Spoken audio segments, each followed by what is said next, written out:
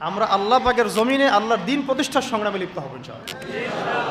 এখানে যে ভাইরা যে ব্যানারে কাজ করতেছেন করুক, যে কোনো ব্যানারে কাজ করতেছেন করুক, উদ্দেশ্য থাকবে একটাই, যে আমরা সবাই চাই আল্লাহ পাকের জমিনে আল্লাহর দিন প্রতিষ্ঠা হোক। এটা প্রতিষ্ঠা না হলে যত পশ্চিমা তন্ত্রমন্ত্র আছে, আপনারা আমার চেয়ে অনেক ভালো জানেন, এই কমিউনিজমের কথাই বলেন, সোকল্ড এই ডেমোক্রেসির কথাই বলেন, সেকুলারিজমের কথাই বলেন, যত মতবাদ, এগুলো চূড়ান্ত সফলতা এবং চূড়ান্ত জাস্টিস আপনাকে কখনো দিবে না। এগুলো দিন শেষে দেখবেন যে ওই জালেমের পক্ষেই রায় প্রদান করার জন্যে এটা একটা ম্যানমেড তন্ত্রমন্ত্র। এই যে মেয়েটার কথা বলছি, ও তখন অনেক ছোট, আমার সাথে ওর খুব, ও আমার ছেলে তো খুব, মানে আমি যখন ছিলাম না তখন ওর আম্মা বলে আর কি, যখন পরে আসছি তখন বলছে যে রাত্রেবেলা আমার ছবি নিয়ে থাকতো আর বলতো যে তোরা আমার বাবাকে নিয়ে গেছিস, তোদেরকে মাইক দিব। এই ইমোশনগুলো কি আপনারা বুঝতে পারবেন? কেউ বুঝতে পারবেন? এরকম আমাদের অনেক ভাই 5 বছর 7 বছর, কেউ তো এমন হয়েছে 10 বছর ওখানেই ওই অবস্থায়, তারপরে তাকে ওই ক্রসফায়ার দিয়ে মাটির তলে পুঁতে ফেলাই দিয়েছে, শেষ। একটা কথা বলতে চাচ্ছি যে এখানে আমরা ক্রেডিট নেওয়ার জন্য কেউ যেন প্রতিযোগিতায় লিপ্ত না হই। এখানে প্রশংসা পাওয়ার যোগ্য সে প্রত্যেকটা মানুষ যারা এখানে কোনো না কোনোভাবে কন্ট্রিবিউট করেছে। এই আগুনটা একদিনে জ্বলে ওঠে নাই, এই আগুনটা জ্বলার পিছনে একটা দীর্ঘদিনের জুলুমের ফলেই মাজলুমের পক্ষ থেকে এই আগুনটা জ্বলে উঠেছে। তো আমরা একটু মূল আলোচনায় আসবো এবং আপনাদের উদ্দেশ্যে আমি কি আলোচনা করব এটা ভাবছিলাম। আর এখানে যতবার আমরা যাওয়া আসা করতেছি একটা কথাই খালি মনে পড়ছে যে এটাই সেই জায়গা যেখানে আমাদের ভাই এভাবে জীবন দিয়েছে, সারা দুনিয়ার মানুষ এটা দেখেছে। এখন আসেন মূল আলোচনায় আসি। আমরা আপনাদেরকে একটা মেসেজ দিতে চাই। জীবন দেয়ার ইতিহাস, একটা কথা খুব চর্চিত হচ্ছে যে আমাদের ভাই আবু সাঈদ রাহিমাহুল্লাহ তিনি একটা মহাকাব্য রচনা করেছেন। এই কথাটা কিন্তু বিশ্ব প্রেক্ষাপটে বলা হয়েছে না?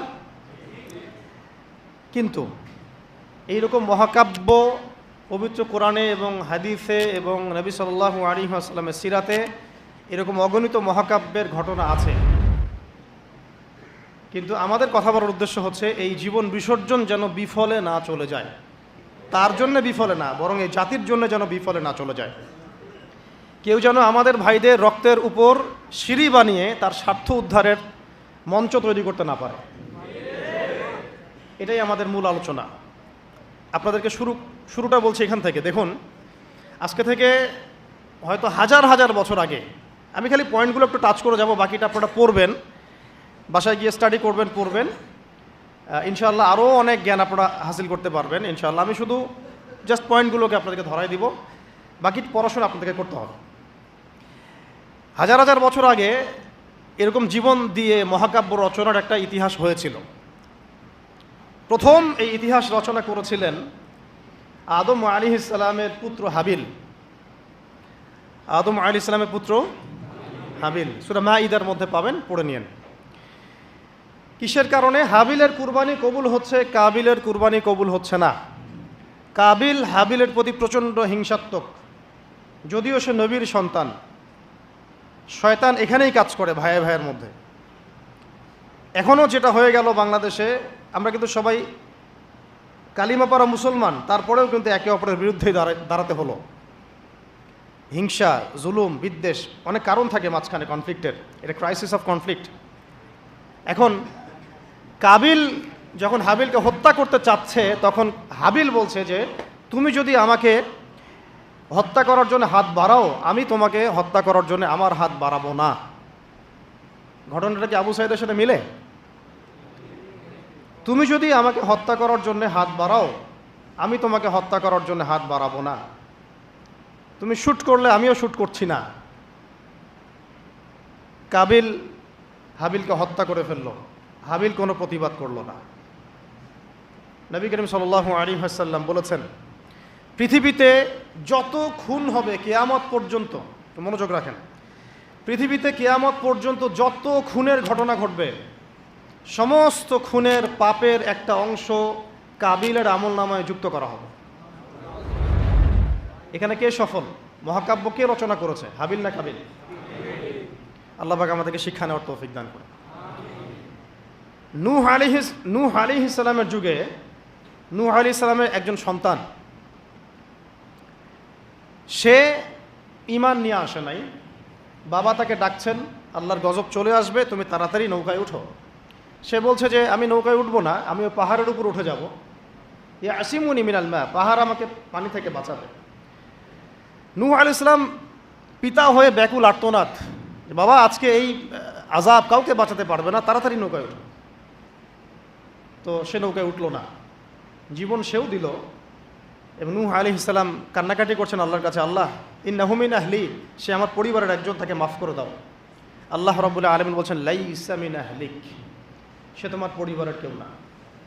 এখানেও নূহ আলাইহিস সালামের পুত্র নবীর সন্তান জীবন দিলেন, কিন্তু মহাকাব্য রচিত হলো না। কথা কি বুঝতে পারছেন? মহাকাব্য রচিত হলো না। এভাবেই লূত আলাইহিস সালাম যাচ্ছেন, কারণ আপনারা জানেন লূত আলাইহিস সালাম এসেছিলেন সাদুম জাতির জন্য নবী হিসেবে। ওই জাতির মূল পাপী ছিল।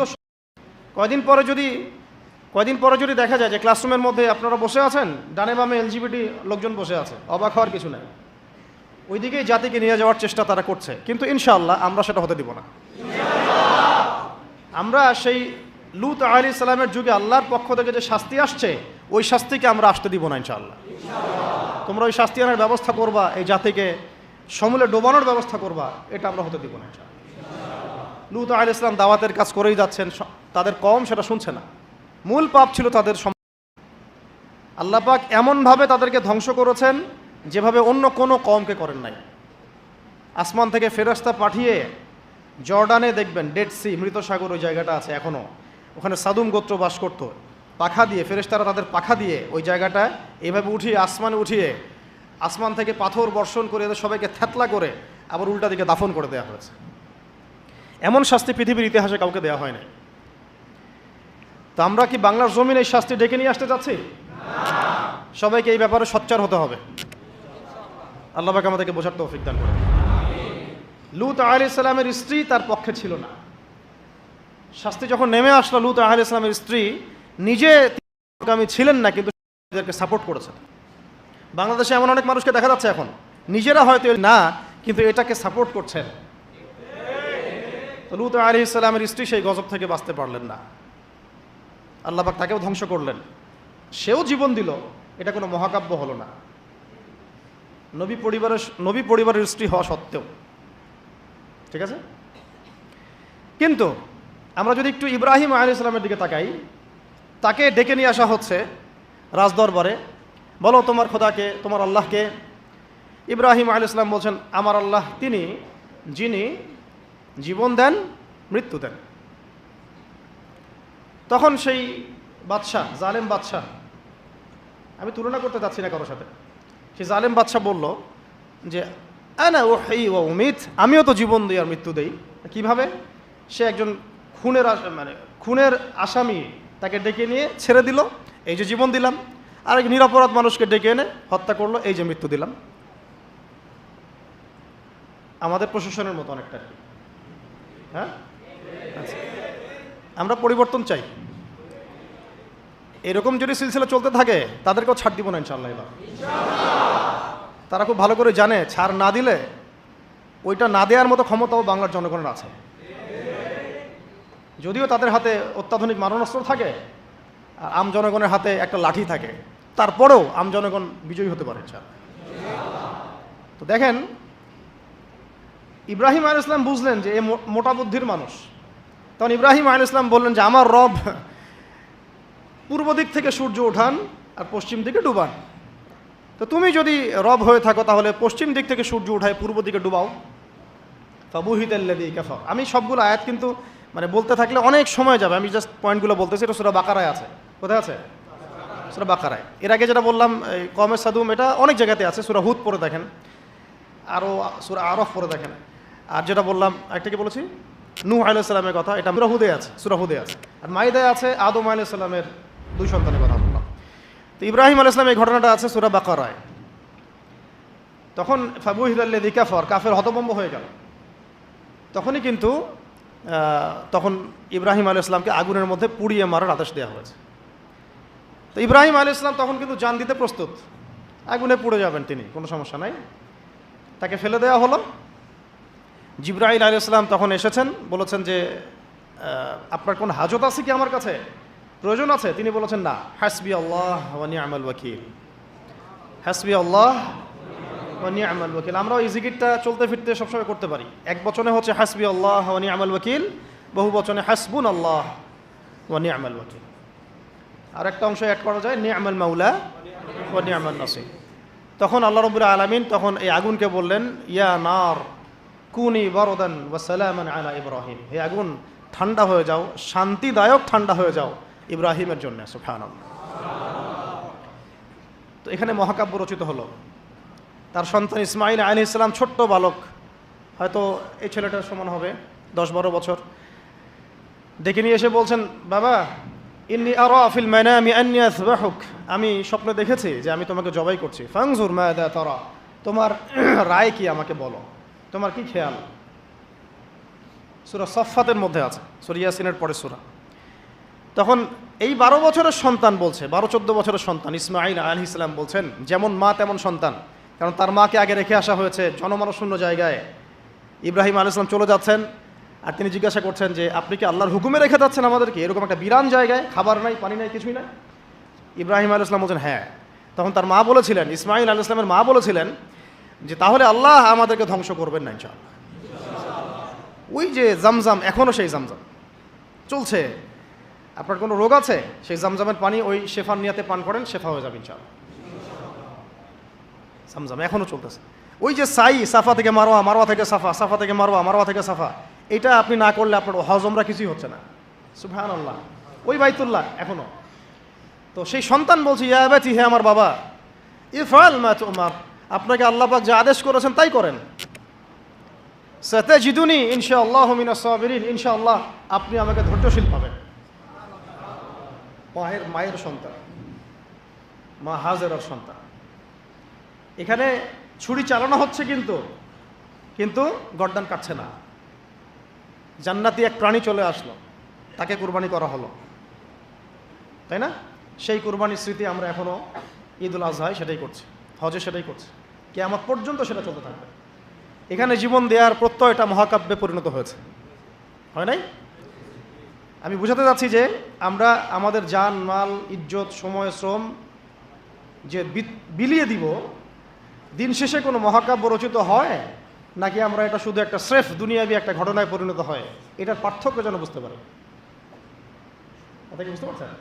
না হলে কিন্তু অনেক সময় দেখা যাবে আমাদের ভালো প্রচেষ্টাও ইনভেইন হয়ে গেছে। আল্লাহ না করুক, আল্লাহ না করুক। সূরা ইউসুফ পড়েন, ওখানেও দেখবেন ভাইয়েরা ষড়যন্ত্র করে ভাইকে কুয়ায় ফেলে দিল, নির্দোষ নিরপরাধ। যেমন নির্দোষ নিরপরাধ বহু মানুষকে তুলে নিয়ে পড়া আয়না ঘরে ফেলে দিয়েছেন। একেবারে নির্দোষ, একেবারেই নিরপরাধ, না কারো ডানে আছে না কারো বামে আছে। কিছু মানুষ অনলাইনে ভাইব সৃষ্টি করে দিল যে ওরা হচ্ছে জঙ্গি, ওরা হচ্ছে খারেজি, ওরা হচ্ছে উগ্রবাদী, ওরা হচ্ছে কি আদনানি গোষ্ঠী, হ্যাঁ, এইসব শব্দ আসছে না? এই মানুষগুলোর জন্য আমাদেরকে হ্যারাসমেন্টটা পোহাতে হয়েছে। এখানে আমি বলি না যে সরাসরি তাগুত দায়ী, ওদের তো একটা সিলসিলা আছেই, যারা এই কয়েকটা ওয়ার্ড ইউজ করে ওদেরকে ট্রেস করা। যেমন ইসলাম কায়েম, আল্লাহর জমিন আল্লাহর দিন কায়েম, ইসলামী শরিয়া প্রতিষ্ঠা, খেলাফত প্রতিষ্ঠা, দাওয়াতের সাথে জিহাদ, এই যে কিছু ট্রেসিং ওয়ার্ড আছে আর কি। তারা মনে করে এই ওয়ার্ডসগুলো যারা ইউজ করে তারা মনে হয় এলিয়েন, তারা ইসলামের কিছুই বুঝে না, আমরাই সব বুঝি। এরা হচ্ছে একটা নতুন ইসলাম শিখাচ্ছে নাকি, এটা নাকি একটা উগ্রবাদী ইসলাম, নাউযুবিল্লাহ। আরও যে শব্দগুলো নবী সাল্লাল্লাহু আলাইহি ওয়াসাল্লাম আমল করে দেখান নাই, নবী সাল্লাল্লাহু আলাইহি ওয়াসাল্লাম আল্লাহর জমিন আল্লাহর দিন কায়েম করেন নাই, তিনি দাওয়াতের সাথে জিহাদ করেন নাই, তিনি কি ইসলামী খিলাফা কায়েম করেন নাই, হ্যাঁ, তিনি কি কাফের মুশরিকদের সাথে এই বদর উহুদ খন্দকে ছিলেন না, তিনি কি শাহাদাতের তামান্না মানুষের মধ্যে ঢুকান নাই, জাগ্রত করেন নাই? তারা চায় এমন ইসলাম যে ইসলামটা পশ্চিমাদের সিলেবাসভুক্ত, পশ্চিমাদের মানে অথরিটি থেকে মানে রেজুলেশন পাস করা ইসলাম তারা চাপিয়ে দিতে চায়। কথা বুঝতে পারছেন? পশ্চিমাদের বুঝ অনুযায়ী ওদের রেজুলেশনে পাশ হওয়া ইসলাম তারা বাংলার জমিনে পাশ করতে চায়। সিরাতের ইসলাম তারা সহ্য করতে পারে না। কোরআনের সুন্নার এবং সিরাত কেন্দ্রিক যে প্রকৃত ইসলাম এবং পূর্ণাঙ্গ ইসলাম এটা তারা সহ্য করতে পারে না। দেখেন বাংলাদেশে এই যে কনফ্লিক্টটা হলো, এটাও তো একটা কনফ্লিক্ট হয়েছে, তাই না? এখানে আমাদের ভাইরা যেমন জীবনও দিয়েছে, তাদের পক্ষের কিছু ভাই কি মারা যায় নাই? তারা কি ছাত্র জনতার হাতে মরে নাই? বলেন। দেখেন গণতান্ত্রিক ভাষায় এটাকে নিয়ে কিন্তু কেউ সমালোচনা করতেছে না, করতেছে? কিন্তু এইটাই যদি আমরা বলতাম যে সিরাতের আলোকে নবী সাল্লাল্লাহু আলাইহি ওয়াসাল্লাম দাওয়াতও দিয়েছেন, ক্ষেত্র বিশেষে জিহাদও করেছেন, তখন আমাদেরকে উঠাই নিয়ে চলে যাবে। সেম জিনিস। আপনি তো কনফ্লিক্টেই গেলেন, এখানেও তো মারলেন, এখানেও মরলেন। আমরা বলছি না যে এই মুসলিম কান্ট্রিতে, বাংলাদেশের এই চলমান প্রেক্ষাপটে, এই কান্ট্রিতে ওই রকম সশস্ত্র জিহাদের প্রেক্ষাপট তৈরি হয়েছে, এটা আমরা বলবো না, বললে ভুল হবে। এরকম প্রেক্ষাপট বাংলাদেশে এখনও তৈরি হয় নাই, হ্যাঁ, যদি কোনো কুফার আমাদেরকে অ্যাটাক করে তখন তৈরি হবে, ঠিক আছে? আমরা চাচ্ছি না এটার জন্য কেউ প্রত্যাশী থাকুক, এটাও ঠিক না, কিন্তু বাংলাদেশে ওই প্রেক্ষাপট তৈরি হয়নি। কিন্তু সিরাতের পুরো বিষয়টা মানুষের মধ্যে জানা দরকার আছে না নাই? যেমন বাংলাদেশের মানুষ নামাজ শব্দ চিনে, রোজা শব্দ চিনে, হজ জাকাত এতটুকু চিনে, কিন্তু এরা শরিয়া আইন বুঝে না, খিলাফা বুঝে না, দাওয়াত জিহাদ এগুলো বুঝে না, তাই না? আমর বিল মারুফ নাহি আনিল মুনকার অনেকে বুঝে না, পূর্ণাঙ্গ ইসলাম ইকামতে দিন এটা তারা বুঝে না, কিন্তু নামাজ শব্দ তারা পরিচিত, চোরের হাত কাটতে হবে এটা তারা পরিচিত না। আর কিছু মানুষ আছে যারা শরিয়া চায় না এই কারণেই যে শরিয়া যদি বাস্তবায়িত হয় তাহলে তারাই ব্যক্তি জীবনে পাপ করতে পারবে না, এই জন্য তারা শরিয়া চায়। সে তো নিজেই চোর, সে তো চাইবে না যে হাত কাটার বিধান চালু হোক, সে তো নিজেই দুর্নীতিবাজ, ও তো চাবে না যে এটা চালু হোক। এই আর কি, সবাই জেনা করতে চাচ্ছে, সবাই সুদ খেতে চাচ্ছে, তাহলে এগুলো চালু হলে তো সমস্যা। তো মূল প্রসঙ্গে আসি যে দেখুন, পশ্চিমাদের এই বোঝানো এবং শেখানো ইসলাম প্রকৃত ইসলাম নয়, পশ্চিমকালেও নয়। প্রকৃত ইসলাম সেটাই যেটা কোরআনে থাকবে, হাদিসে থাকবে এবং নবী সাল্লাল্লাহু আলাইহি ওয়াসাল্লামের সিরাতের মধ্যে থাকবে, এবং যার উপরে সাহাবায়ে কেরাম আমল করে দেখিয়েছেন সেটাই প্রকৃত ইসলাম। নতুন করে কোনো মডারেশন অফ ইসলামের কোনো সুযোগ নাই। আমরা খুব আফসোসের সাথে লক্ষ্য করছি যে কিছু মডারেট ইসলামপন্থীদেরকে পশ্চিমারা মাথার উপর উঠাচ্ছে এখন, তাদেরকে আবার এমনভাবে রিপ্রেজেন্ট করতেছে মনে এরাই ইসলাম বুঝে, আমরা আর কিছুই বুঝি না। তা আসেন আমার সাথে লাইভ ডিবেটে বসেন না, আমার সাথে পুরো জাতির সামনে লাইভ ডিবেটে বসেন। এই যে কিছু বাউল মার্কা, লালন মার্কা ইসলাম যে প্রচার করতেছেন, এগুলো যে একেবারে সারাসার যেগুলো একটা বিভ্রান্তি, গোমরাহি এবং পথভ্রষ্টতা, এটা নিয়ে তাহলে পুরো জাতির সামনে বসেন আমাদের সাথে। যদি জাতির সামনে বসতে লজ্জা পান তাহলে মাদ্রাসায় এসে বসেন, আমরা বুঝাই। এটাতে রাজি না। পশ্চিমারা বুঝাইছে যে ইসলাম, সেই ইসলাম তারা বুঝতে চায়। কিছু মানুষের কথা এতই মানে চাইল্ডিশ, প্রিম্যাচিওর, যে আপনারা কি শরিয়ার কথা বলে, পূর্ণাঙ্গ ইসলাম প্রতিষ্ঠার কথা বলে, ইসলামী আইনের কথা বলে দেশটাকে কি আপনারা সিরিয়া বানাতে যাচ্ছেন? দেশটাকে কি আপনারা আফগানিস্তান বানাতে যাচ্ছেন? এরকম কথা আসতেছে অনেক। এখন আসেন ওই অনেক ভিতরে চলে যাচ্ছি আবার। এই ইউসুফ আলাইহিস সালামকে গর্তে ফেলছে কি ভাইরা না? তারপরে তিনি আল্লাহ পাক তাকে সম্মানিত করে রাজ দরবারে নিয়ে যান নাই? রাজ দরবারে যাওয়ার আগে তাকে 12 বছর জেল খাটতে হয়েছে। কত বছর? কোনো অপরাধ ছিল তার? কিছু মেয়ে তার সাথে খারাপ কাজ করতে চাচ্ছিল, তাই না? দেখেন ইউসুফ আলাইহিস সালামের আমরা বাহ্যিক সৌন্দর্য নিয়ে কথা বলি সবাই, যে ইউসুফ আলাইহিস সালাম খুব সুন্দর ছিলেন দেখতে, তাই না? অর্ধেক সৌন্দর্য তাকে দেওয়া হয়েছে। আমাদের নবীজি বলেছেন মেরাজের রাতে আমি ইউসুফ আলাইহিস সালামের সাথে সাক্ষাৎ হয়েছে, এটা তো জানেন। তো তিনি বলেছেন যে ইউসুফ আলাইহিস সালামকে পৃথিবীর মানে মানুষের মধ্যে যে সৌন্দর্য এর অর্ধেক দেওয়া হয়েছে। একজন সাহাবী আবার একটা চমৎকার মন্তব্য করেছিলেন যে ইউসুফ আলাইহিস সালামের সৌন্দর্য দেখে হাত কেটেছে মেয়েরা, তাই না? মনে আছে তো? হাত কেটেছে মেয়েরা। আর আমাদের নবী সাল্লাল্লাহু আলাইহি ওয়াসাল্লামের চেহারা মোবারকের নূর দেখে জান দিয়েছে সাহাবীরা, তাই না? বদরের মাঠে। তো ইউসুফ আলাইহিস সালাম কোনো অপরাধ করেন নাই, তারপরেও জেনার অপরাধে তাকে থাকতে হইল। আর আমাদেরকে তো মাশাআল্লাহ মানে বিনা অপরাধে কত কিছু করতে হইল। আপনারা সূরা বুরুজ পড়বেন, এখানে একটা ছোট বালকের কথা আছে। ওই বালককে, অনেক বড় ঘটনা, এটা আলাদা লেকচার আছে আমার, দেখে নিন। ওই বালককে মানে রাজা মানে জালেম শাসক রাজা, সে জাদু শিখাচ্ছে আর কি শিখাচ্ছে? জাদু। এটা হারাম, একেবারে হারাম। জাদু শিখাচ্ছে, কিন্তু জাদু শিখতে আসার সময় সে আবার এক আল্লাহর ওলির দরবার দিয়ে আসে। ওর কাছে তখন আবার ওই কথাগুলো খুব ভালো লাগে, সেখানে বসে দিনের কথা শুনতে শুরু করে। এদিকে আবার জাদুও শিখে, এদিকে আবার দিনের কথাও শিখে। এক পর্যায়ে তার মধ্যে এটা মানে প্রাধান্য বিস্তার করলো যে এটাই মনে হয় সত্য, আল্লাহর দিনের কথাটাই সত্য। একদিন রাস্তায় যাওয়ার সময় হঠাৎ একটা প্রাণী, মানে বিভৎস একটা প্রাণীর দেখা মিলছে, কেউ রাস্তা থেকে সরাইতে পারে না। তখন সে চিন্তা করলো যে আজকে আমি পরখ করে দেখবো যে এই জাদুঘরের এলেমটা বেশি কার্যকর নাকি আল্লাহর ওলির এলেমটা বেশি কার্যকর।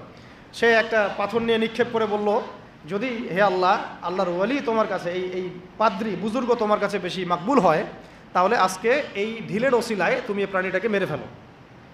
তো ওই ঢিল দেওয়ার সাথে সাথেই প্রাণী মারা গেছে আর কি। তো তখন সে মাশাআল্লাহ ইসলাম কবুল করে ভিতরে, কিন্তু প্রকাশ করে না। পরে যখন প্রকাশ হয়ে যায় তখন তাকে মেরে ফেলার জন্যে, আমি শর্টকাটে বলতেছি, ওই শাসক কী করলো, ওর সেনাবাহিনীকে লেলিয়ে দিল, ওকে নিয়ে যাও পাহাড়ের উপর থেকে ফেলে দিবা। পাহাড়ের উপরে উঠেছে, সে ফেলাই দিবে তাকে। তখন সে একটা দোয়া পড়লো, আল্লাহুম্মা কফিনিহিম বিমা শি'তা। দোয়াটা শিখে নেবেন, আল্লাহুম্মা কফিনিহিম বিমা শি'তা। আমরা এই দোয়াগুলো করতাম, আল্লাহুম্মা কফিনিহিম বিমা শি'তা, আল্লাহুম্মা ইন্না নাজআলুকা ফি নুহুরিহিম ওয়া নাউযু বিকা মিন শুরুরিহিম, ইয়া মুনজিলাল কিতাব সারিআল হিসাব ইহজিমিল আহজাব, আল্লাহুম্মা হজিমহুম ওয়া জালজিলহুম। এগুলোর যে ইফেক্ট এটা আমরা নিজের চোখেই দেখেছি। ঠিক আছে, এই দোয়াগুলো শিখবেন। তো সে দোয়া করলো আল্লাহুম্মা কফিনিহিম বিমা শি'তা। তো তাকে তো ফেলাতে পারলোই না, বরং ওরাই নিচে পড়ে গেছে। সে হেঁটে হেঁটে রাজদরবারে আসছে, কী হলো, তোমাকে মারতে পাঠালাম, কী সমস্যা, কীভাবে আসলা? এইভাবে। আবার পাঠাইছে সেনাবাহিনী, যাও একে সমুদ্রের মাঝখান থেকে ফেলে দিবা, পুরো সাগর থেকে ফেলে দিবা। ওই সাগরের মাঝখানে নিয়ে যাওয়া হলো, ওখানেও সে আবার দোয়া করছে আল্লাহুম্মা কফিনিহিম বিমা শি'তা। সাগরে ঝড় ওঠা শুরু হলো, ওর সেনাবাহিনী পড়ে গেছে, সে আবার সেফ অ্যান্ড সাউন্ড চলে আসলো রাজদরবারে। কি সমস্যা হে তোমার, তোমাকে মারা যাচ্ছে না কেন? এই ছেলেটাকে বাদশা বলতেছে যে তুমি কে হে, মারা যাচ্ছে না কেন? তো সে বলতেছে, দেখেন, আপনি যদি আমাকে মারতেই চান তাহলে আমি যেটা বলি সেটা করেন। আচ্ছা, কী সেটা? আপনি রাজ্যের সমস্ত মানুষকে জড়ো করেন, করে আমাকে খেজুর গাছের সাথে বেঁধে দিবেন, দিয়ে আমার ধনুক থেকে একটা তীর বের করবেন, তীরটা বের করে সবার সামনে এইভাবে নিশানা লাগায় বলবেন বিসমিল্লাহি রব্বি হাযাল গোলাম। মানে হচ্ছে আমি এই ছেলেটার রবের নামে তীর নিক্ষেপ করছি। কি বুঝলেন? আমি এই ছেলেটার রবের নামে তীর নিক্ষেপ করছি। তো রাজা তো ব্যাস, যারা একটু ক্ষমতাশীল হয় তারা একটু মোটা বুদ্ধির হয়, তো তারা এই কাজই করলো, সমস্ত লোকজনকে জড়ো করে বিসমিল্লাহি রব্বি হাযাল গোলাম নিক্ষেপ করলো। ছেলেটার হাদিসের মধ্যে আসছে, ছেলেটার এই জায়গায় তীর ঢুকে দিক দিয়ে বের হয়ে গেছে, তো সে শহীদ হয়ে গেছে আলহামদুলিল্লাহ। এমন এই দৃশ্যটা দেখার পরে ওইখানে উপস্থিত সব মানুষ ইনস্ট্যান্ট দেন লা ইলাহা ইল্লাল্লাহ এটা সাক্ষী দিয়ে মুসলিম হয়ে গেছে। তাহলে মহাকাব্য রচিত হলো। তো তখন এই রাজার তো মাথা খারাপ, আরে একজনকে নিয়ে পারি না এবার সবাই। তখন ওইখানেই গর্ত খোঁড়া হয়েছে, গর্ত খুঁড়ে সবাইকে আগুনের মধ্যে নিক্ষেপ করা হয়েছে। এই ঘটনার নাম আসহাবুল উখদুদ। আসহাবুল, সূরা বুরুজের মধ্যে পাবেন। মহাকাব্য রচিত হয় না? ওই সময় এক মায়ের একটা সন্তান, হ্যাঁ, মা লাফ দিবে আগুনে, কিন্তু সন্তান আছে, সে হেজিটেট ফিল করতেছে। ওই যে সন্তান, এই দুধের বাচ্চা তখন কথা বলে উঠে যে মা তুমি চিন্তা করো না, মা তুমি চিন্তা করো না, তুমি লাফিয়ে পড়ো আগুনে, ইনশাআল্লাহ আগুনের পরেই জান্নাত আছে। তো এরকম ঘটনা আরও ঘটছে। ফেরাউনের দাসী, ওই যে আসিয়া, নাম মনে আছে তো? অনেকে আসিয়া আবার অনেকে অন্য নামও বলে। তার সন্তানকে এভাবে গরম তেলে ফেলে দেওয়া হয়েছিল, এবং তাদের সেই যে মাকবারা, কবর, সেখান থেকে নবী সাল্লাল্লাহু আলাইহি ওয়াসাল্লাম তার যে জান্নাতের ঘর, আল্লাহ পাক তাকে জান্নাতের ঘর দিয়েছেন, ওই ঘরের যে ঘ্রাণ, এটা নবী সাল্লাল্লাহু আলাইহি ওয়াসাল্লাম মেরাজের রাতে পেয়ে এসেছেন। সুবহানাল্লাহ। এগুলো কিন্তু মহাকাব্য রচিত হয়েছে। ফেরাউনের দাসী মহাকাব্য রচনা করেছেন। আসহাবুল উখদুদের এই বালক মহাকাব্য রচনা করেছেন। ওই উখদুদের সেই মানুষগুলো মহাকাব্য রচনা করেছেন, তারাও জীবন দিয়েছেন, তাদের জীবন দেওয়া ব্যর্থ হয় নাই। হয়েছে না? এরকম আরও অনেক হিস্ট্রি আছে, একটা করে বলতে গেলে অনেক। একটা কথা মনে পড়লো যে সূরা ইয়াসিন আপনারা পড়েন না অনেকেই? সবাই সকালবেলা সূরা ইয়াসিন পড়বেন, আমলটা করবেন। ফজরের নামাজের পরে সূরা ইয়াসিন পড়ার অভ্যাস করেন। আমি তো বলি সূরা ইয়াসিন মুখস্থ করে ফেলেন। কিছু কিছু বিষয়ে নবীজি চাইতেন যে উম্মার কলিজার মধ্যে থাক। তার মধ্যে সূরা মুলক আছে, তিনি চাইতেন সবার যেন এটা হিফজ থাকে। সূরা ইয়াসিন একটা অনবদ্য সূরা, এটা আপনার যে কোনো হাজতও পূরণ করতে পারে ইনশাআল্লাহ। আপনি আল্লাহর হেফাজতে থাকবেন। তো এখানে দেখবেন পড়তে পড়তে পড়তে এক জায়গায় পাবেন যে একটা করিয়া মানে গ্রামের মধ্যে 3 জন ব্যক্তিকে আল্লাহ পাক নবী করে পাঠিয়েছে একই সাথে, মানে একই সাথে 3 জন নবী একটা এলাকার মধ্যে, ঠিক আছে। তো তারা দাওয়াতি কাজ করছিলেন। তো দাওয়াত অনেকে বেশিরভাগই কবুল করছিল না, কিন্তু দূর থেকে একজন লোক দৌড়ে আসছে ইসলাম কবুল করার জন্যে। পাশে আগে হয়তো কবুল করেছিল, দৌড়ে এসে কওমকে বলছে যে হ্যাঁ আমার কওম এই রাসূলের অনুসরণ করো, তারা তোমাদের কাছে কোনো আজর চাচ্ছে না, রাসূলের অনুসরণ করো। তো এই ব্যক্তির নাম হচ্ছে হাবিবে নাজ্জার। হাবিবে নাজ্জার, এটা নিয়ে আমার আলাদা লেকচার আছে, ওইখানে সবগুলো আয়াতগুলো ব্যাখ্যা করেছে, এই জন্য এখানে বললাম না।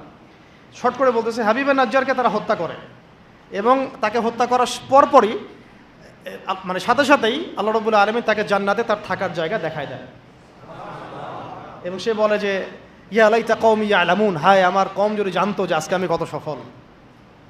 হয়তো আমাদের শহীদ ভাইরা এই কথাই বলতেছে যে আমাদের কওম যদি জানতো যে আজকে আমরা কত সফল।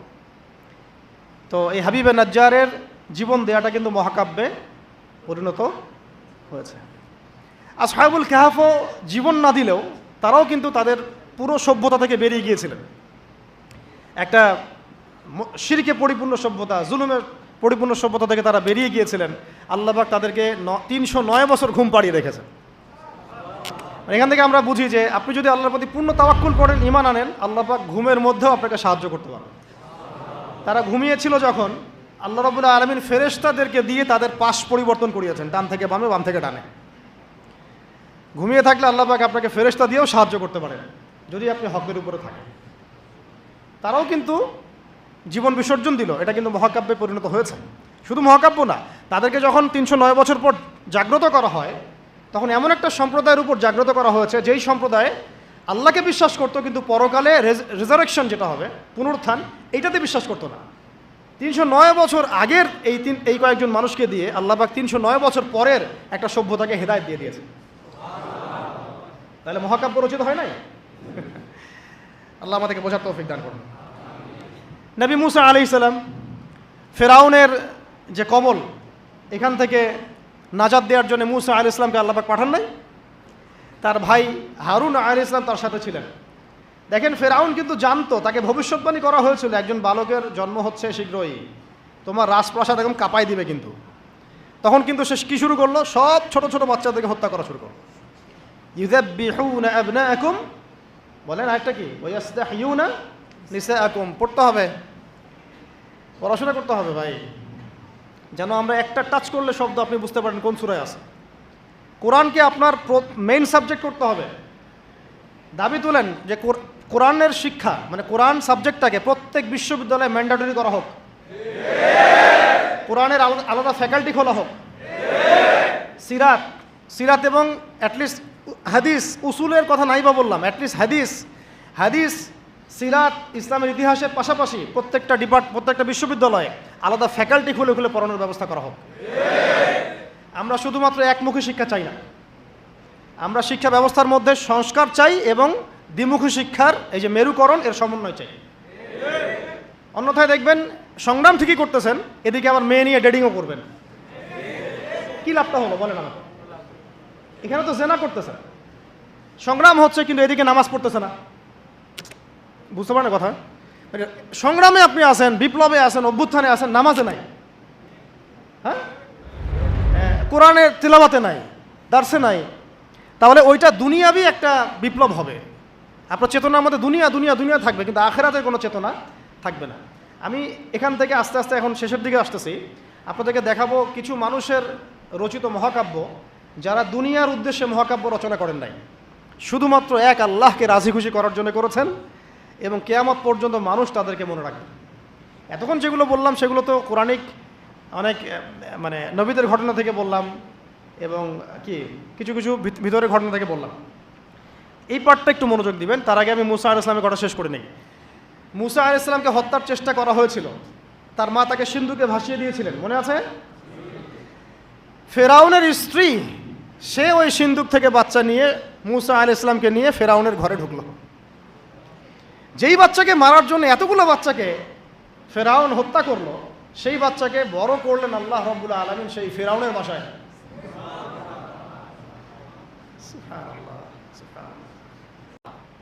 মানে মাঝে মাঝে তো আমার মনে হয় যে এইভাবে বলি যে কেউ যদি এবার গুম করতে আসে, আমরা পাল্টা প্রতিবাদ করে দেখাই দিব কিভাবে গুমকে প্রতিহত করতে হয়। একটা মানুষ যদি অপরাধ করে থাকে তাকে আপনি লিগ্যাল আইনে বিচার করতে পারেন। যেখান সেখান থেকে রাতের অন্ধকারে যাকে তাকে উঠিয়ে নিয়ে চোখ বেঁধে আপনি একটা লাশ কাটার ঘরে ফেলে রাখবেন দিনের পর দিন, খাবার পানির ঠিক ঠিকানা নাই, রিমান্ডের পর রিমান্ড, চোখ বেঁধে, কেউ কাউকে দেখছে না, দিন না রাত কেউ বুঝতে পারে না। এগুলো কি ধরনের মানবতা? কিসের সভ্য যুগ? তাহলে আমরা সভ্যটা হলাম কোথায়? এগুলো তো আপনারা তো ইসলামকে গালি দেন তথাকথিত সুশীলরা, যে ওটা মধ্যযুগীয় বর্বরতা ইত্যাদি ইত্যাদি, নাউযুবিল্লাহ। হ্যাঁ, এই কথাগুলো শুনেন না, মধ্যযুগীয় বর্বরতা। যখন আমরা বলি যে কোরআনের মধ্যে হাত কাটার বিধান আছে, চোরের হাত কাটার বিধান আছে, কোরআনের মধ্যে ব্যভিচার করলে 100টা বেত্রাঘাতের বিধান আছে, বিবাহিত ব্যক্তি যদি ব্যভিচার করে রজমের বিধান আছে, হত্যার বদলে হত্যা আছে, কিসাস, মানে চোখের বদলে চোখ, কানের বদলে কান, হাতের বদলে হাত, দাঁতের বদলে দাঁত, জানের বদলে জান। তারপরে ডাকাতি করলে ডান দিকের হাত বাম দিকের পা কেটে ফেলার বিধান আছে। কেউ যদি নবী সাল্লাল্লাহু আলাইহি ওয়াসাল্লামকে গালি দেয়, শাতেমে রসুল, তাকে মৃত্যুদণ্ড দিতে হবে, বিধান আছে। কেউ যদি ধর্ষণ করে তাকে মৃত্যুদণ্ড দিতে হবে, এই বিধানগুলো আছে। এগুলোর কথা যদি আমরা এখনকার মিডিয়ার টকশোগুলোতে বলি, তাহলে বলবে না এটা মধ্যযুগীয় বর্বরতা? এতদিন শোনেন না এই কথাগুলো আপনারা? তাহলে এই গুম খুনের রাজনীতি আর কোন যুগের বর্বরতা? এটা কোন যুগের বর্বরতা? আধুনিক যুগের বর্বরতা, তাই না? আধুনিক যুগের প্রাচীন বর্বরতা। এগুলো আবু জেহেলদেরকেও ছাড়িয়ে গেছে আর কি। তো আমরা এক জালেমের জায়গায় আমরা আরেক জালেমকে সহ্য করব না। এই অমানবিক গুম খুনের রাজনীতি বন্ধ করতে হবে। ছাত্রদের পড়াশোনার উপযুক্ত পরিবেশ নিশ্চিত করতে হবে। পড়াশোনার মধ্যে ইসলামী কারিকুলাম ঢোকাতে হবে। সমস্ত রকম এই যে নোংরামি, ভণ্ডামি, নষ্টামি, এগুলো বন্ধ করতে হবে। এখনকার বাংলাদেশে আমরা ওই ধরনের বিষয়গুলো আর টলারেট করবো না ইনশাআল্লাহ। অনেক হয়েছে, আমি আপনাদেরকে বললে আপনারা চোখের পানি ধরে রাখতে পারবেন না। আমাদের অনেক বোন পর্যন্ত এরকম গুমের এবং হেনস্থার শিকার হয়েছেন দিনের পর দিন, বছরের পর বছর। বোন ছেলে মানুষ তো সহ্য করতে পারে, মেয়ে মানুষকে নিয়ে কি করে চিন্তা করেন তাহলে। কোনো শায়েখ, কোনো ওস্তাদ 5 বছর থেকেছেন, কেউ 12 বছর থেকেছেন, 12 বছর, কেউ 5 বছর থেকেছেন, কেউ 7 বছর থেকেছেন। কেউ বের হন, উনি বলতেন, আমাদের এক ওস্তাদ বলতেন যে আমার এক পা তো জেলখানা আর এক পা তো বাইরে, মানে যায় আর আসে। তো তাদের তো পরিবার আছে, তাদের স্ত্রী আছে, সন্তান আছে, ছোট ছোট ছেলে মেয়ে আছে, তারা কি মানুষ ছিল না? দেখেন, এই অভ্যুত্থানটাকে আমরা এখন একটা বিষয় খেয়াল করছি যে সবাই প্রশংসা নেওয়ার জন্য উঠে পড়ে লেগেছে, সবাই ক্রেডিট নেওয়ার চেষ্টা করছে। আমার ক্রেডিট, আমি মাস্টার মাইন্ড। জি না, এখানে মাস্টার মাইন্ড আল্লাহ রাব্বুল আলামিন। এখানে একক কোনো ব্যক্তির কৃতিত্ব নাই। এটাকে পশ্চিমা বিশ্বের সামনে এইভাবে আপনি প্রেজেন্ট করতে পারেন না যে এখানে এই কয়েকজন মানুষের ভূমিকায় আজকে এই ফলাফল এসেছে, না। এখানে প্রত্যেকটা ভাইয়ের কন্ট্রিবিউশন আছে। এমনকি যে ফেসবুকে পোস্ট দিয়েছে তারও একটা কন্ট্রিবিউশন এখানে আছে। ওই সময় পোস্ট দিলেও ধরা পড়তে হতো, যে পোস্ট দিত তাকে উঠাই নিয়ে চলে যেত। ইন্টারনেট নাই, কি হচ্ছে আমরা বুঝতে পারছি না, কাকে উঠাচ্ছে, কাকে নিয়ে যাচ্ছে, ইত্যাদি ইত্যাদি। তো আফসোসের ব্যাপারটা হচ্ছে আমি অবজার্ভ করছি যে আমাদের স্বাধীনতা আবার হাইজ্যাক হয়ে না যায় আর কি। এই স্বাধীনতা যেন আবার হাইজ্যাক হয়ে না যায়। আপনারা খুব সচেতন থাকবেন। আল্লাহ পাক আপনাদেরকে বুদ্ধিদীপ্ত একটা প্রজন্ম দিয়েছেন, আলহামদুলিল্লাহ। আমি আপনাদেরকে একজন সফল ব্যক্তি সম্পর্কে বলতেছি। জুলাইবিস রাদিয়াল্লাহু আনহু ছিলেন কালো মানুষ। কেমন? একটু কালো, যে খুব উচ্চ বংশের না, ঠিক আছে, খুব উচ্চ বংশের না, খুব সুদর্শন না, খুব লম্বা না, খাটো টাইপের মানুষ, একটু বেটে টাইপের মানুষ। টাকা পয়সা একদমই নাই, একদমই টাকা পয়সা নাই, বংশমর্যাদা এই সব দিক থেকে তাকে আন্ডার স্টিমেট করা হয় আর কি। এমনকি ফিজিক্যাল স্ট্রাকচারও তারা আমাদের অনেকের মধ্যে সুদর্শন না। তার অবস্থা কেমন? নবী সাল্লাল্লাহু আলাইহি ওয়াসাল্লামের সাহাবীরা অন্য হাদিস থেকে বলেছেন যে নবী সাল্লাল্লাহু আলাইহি ওয়াসাল্লাম মসজিদে যেতেন, মদিনায় মসজিদ নববীতে যেতেন, রাস্তার পাশে তিনি পড়ে থাকতেন। ধরেন আমরা মসজিদে হেঁটে আসতেছি, রাস্তার পাশে একজন বসে আছেন, গায়ের জামা কাপড় খুব একটা উন্নত না, ছেঁড়া, তসবিহ নিয়ে জিকির করতেছেন, আপনি কি খুব ফোকাস করবেন তার দিকে? করবেন না কিন্তু। তো মানুষ তার দিকে ফোকাস করে না খুব একটা, যাওয়া আসা করে, সে পড়ে থাকে, কেউ খাবার দিলে খায়, না দিলে খায় না, এইভাবেই তার দিন যাচ্ছে। কোথাকার ঘটনা এটা? মদিনায়, মানে হিজরতের পরের ঘটনা। সাহাবীর নাম জুলাইবিস রাদিয়াল্লাহু আনহু। খুব উচ্চ বংশের না, অর্থবিদ তো নাই। বারবার বলছি, আমি রিপিট করতেছি কেন? বিকজ এটা আপনাদের সাথে অনেক অনেক মানে সাইকোলজিক্যালি মিলবে বিষয়টা অনেকের সাথে, এবং এটা আমাদের খুব ভালো করে জানাও দরকার আছে। তো একদিন নবী সাল্লাল্লাহু আলাইহি ওয়াসাল্লাম তাকে বললেন যাওয়ার সময়, হে জুলাইবিস, তুমি কি বিয়ে করবা? প্রশ্নটা কি? খুব মজার আলোচনা না এটা আমাদের কাছে, অনেকের কাছেই। হে জুলাইবিস, তুমি কি বিয়ে করবা না? প্রশ্নটা এরকম ছিল, হে জুলাইবিস, তুমি কি বিয়ে করবা না? উনি তো আকাশ থেকে পড়লেন, ইয়া রাসূলুল্লাহ, আমাকে কে বিয়ে করবে? আমার না আছে চেহারা সুরত, না আছে আমার বংশমর্যাদা, না অর্থবিত্ত, আমি কিভাবে বিয়ে করবো? কে মেয়ে দিবে আমাকে? কে আমাকে মেয়ে দিবে? তো ওদিন নবী সাল্লাল্লাহু আলাইহি ওয়াসাল্লাম চলে গেলেন, কিছু বললেন না। পরের দিন আবার বললেন, ইয়া জুলাইবিস, আলা তাতাজাওয়াজ, তুমি কি বিয়ে করবা না? একই উত্তর, ইয়া রাসূলুল্লাহ, আপনি গতকালকে এক কথা বললেন, আবার বলতেছেন বিয়ে করবেন, আমাকে কে বিয়ে করবে? তৃতীয় দিন নবী সাল্লাল্লাহু আলাইহি ওয়াসাল্লাম আবার বললেন, আলা তাতাজাওয়াজ ইয়া জুলাইবিস, তুমি কি বিয়ে করবে না হে জুলাইবিস? তিনি এবার বলছেন, আপনি কি আমার সাথে রসিকতা করতেছেন? আমাকে কে বিয়ে করবে? তো নবী সাল্লাল্লাহু আলাইহি ওয়াসাল্লাম বললেন যে অমুক আনসারী সাহাবীর বাসায় যাও। অমুক আনসারী সাহাবীর বাসায়, আনসারী সাহাবী কারা? যারা মুহাজির সাহাবীদেরকে আশ্রয় দিয়েছেন। অমুক আনসারী সাহাবীর বাসায় যাও, সেখানে একজন বিবাহযোগ্য নারী আছে, মেয়ে আছে, তাকে গিয়ে বলো যে আমি রাসূল সাল্লাল্লাহু আলাইহি ওয়াসাল্লামের পক্ষ থেকে আমার বিয়ের প্রস্তাব নিয়ে আসছি। তিনি গেলেন, যাওয়ার পরে বললেন যে আমাকে প্রস্তাব সহ পাঠানো হয়েছে। মেয়ের বাবা আর মায়ের রিয়াকশন ছিল অনেকটা সাধারণত যা হয় তেমন আর কি। তুমি বিয়ের প্রস্তাব নিয়ে আসছো, তুমি কি খাওয়াবা মেয়েকে? কোথায় রাখবা? তোমার তো নিজের কোনো থাকার জায়গা নাই। প্রশ্ন কিন্তু যৌক্তিক কি? আমি মেয়ের তো বাবা, আমিও তো এই প্রশ্নই করবো নাকি? প্রশ্ন করবেন না? আপনার মেয়ে থাকলে এভাবে প্রশ্ন করবেন তো আপনি। তো তারাও সেই প্রশ্ন করলেন, এমনকি এক পর্যায়ে রিফিউজ করে দেওয়া হলো, না না, এটা পসিবল হবে না। এই কথাগুলো, কনভারসেশন গুলো ভিতর থেকে শুনছিলেন সেই মেয়ে নিজেই, আনসারী সাহাবী, মদিনার আনসারী মেয়ে। মদিনার আনসারী মেয়েরা কিন্তু অনেক সুদর্শন, তৎকালীন সময় কাছে উচ্চ বংশের সুদর্শন, খুবই এলেম বলা হতেন তারা, হিপস ক্ষমতা খুব থাকতো, খুবই জজবাওয়ালা, মানে জিহাদের মাঠে একদম যুদ্ধ করেছেন তারা একদম। নবী সাল্লাল্লাহু আলাইহি ওয়াসাল্লামের আশেপাশে ছিলেন। উহুদের সময় একজন আনসারী সাহাবী ছিলেন, মহিলা সাহাবী, উম্মে আমারা তীর ছুঁড়েছেন নবী সাল্লাল্লাহু আলাইহি ওয়াসাল্লামের পাশে। তো ওনারা কিন্তু খুবই গায়রতওয়ালা মানুষ। তিনি বলছেন, হে আমার বাবা মা, এই প্রস্তাব কে পাঠিয়েছে? নবী সাল্লাল্লাহু আলাইহি ওয়াসাল্লাম। যে প্রস্তাব রাসূল পাঠিয়েছেন সেটাকে কিভাবে তোমরা ডিনাই করো? আমি জুলাইবিসকে বিয়ে করবো ইনশাআল্লাহ। কে বলছেন এটা? আপনি পুরা সিস্টেম খুঁজে এরকম একটা আনসারী সাহাবীর মতো মেয়ে আমাকে দিতে পারবেন? ইল্লা মাশাআল্লাহ, হইতে পারে ইল্লা মাশাআল্লাহ। তো ওই মেয়ে নারী সাহাবী, তিনি রাজি হলেন। এবার শোনেন, এবার বিয়েও হলো, মাশাআল্লাহ, বাসর হলো, এবং সকালবেলা আওয়াজ হচ্ছে, মদিনার চারপাশে এলান হচ্ছে যে হে মুসলিমরা সবাই বের হও, ইহুদিদের সাথে যুদ্ধে আমাদেরকে খায়বারে যেতে হবে। ইহুদিদের সাথে যুদ্ধে আমাদেরকে খায়বার আক্রমণ করতে হবে। নবী সাল্লাল্লাহু আলাইহি ওয়াসাল্লাম তোমাদেরকে আদেশ করেছেন। এটা কিন্তু হুদাইবিয়া সন্ধির পরের ঘটনা। আর আর ইহুদিদের সাথে আমাদের বেশ কয়েকটা যুদ্ধ হয়েছে, বনু কুরাইজার সাথে, বনু কাইনুকার সাথে, বনু নাজিরের সাথে, এবং ফাইনালি খায়বারে এদের সাথে। তো জুলাইবিস রাদিয়াল্লাহু আনহু বের হয়ে গেলেন যুদ্ধের জন্য, এবং খায়বারে যুদ্ধ হলো, খায়বার অবরোধ করা হলো, এবং খায়বার যুদ্ধের বিশাল হিস্ট্রি আছে, আপনারা পড়ে নিয়েন, লম্বা কথা।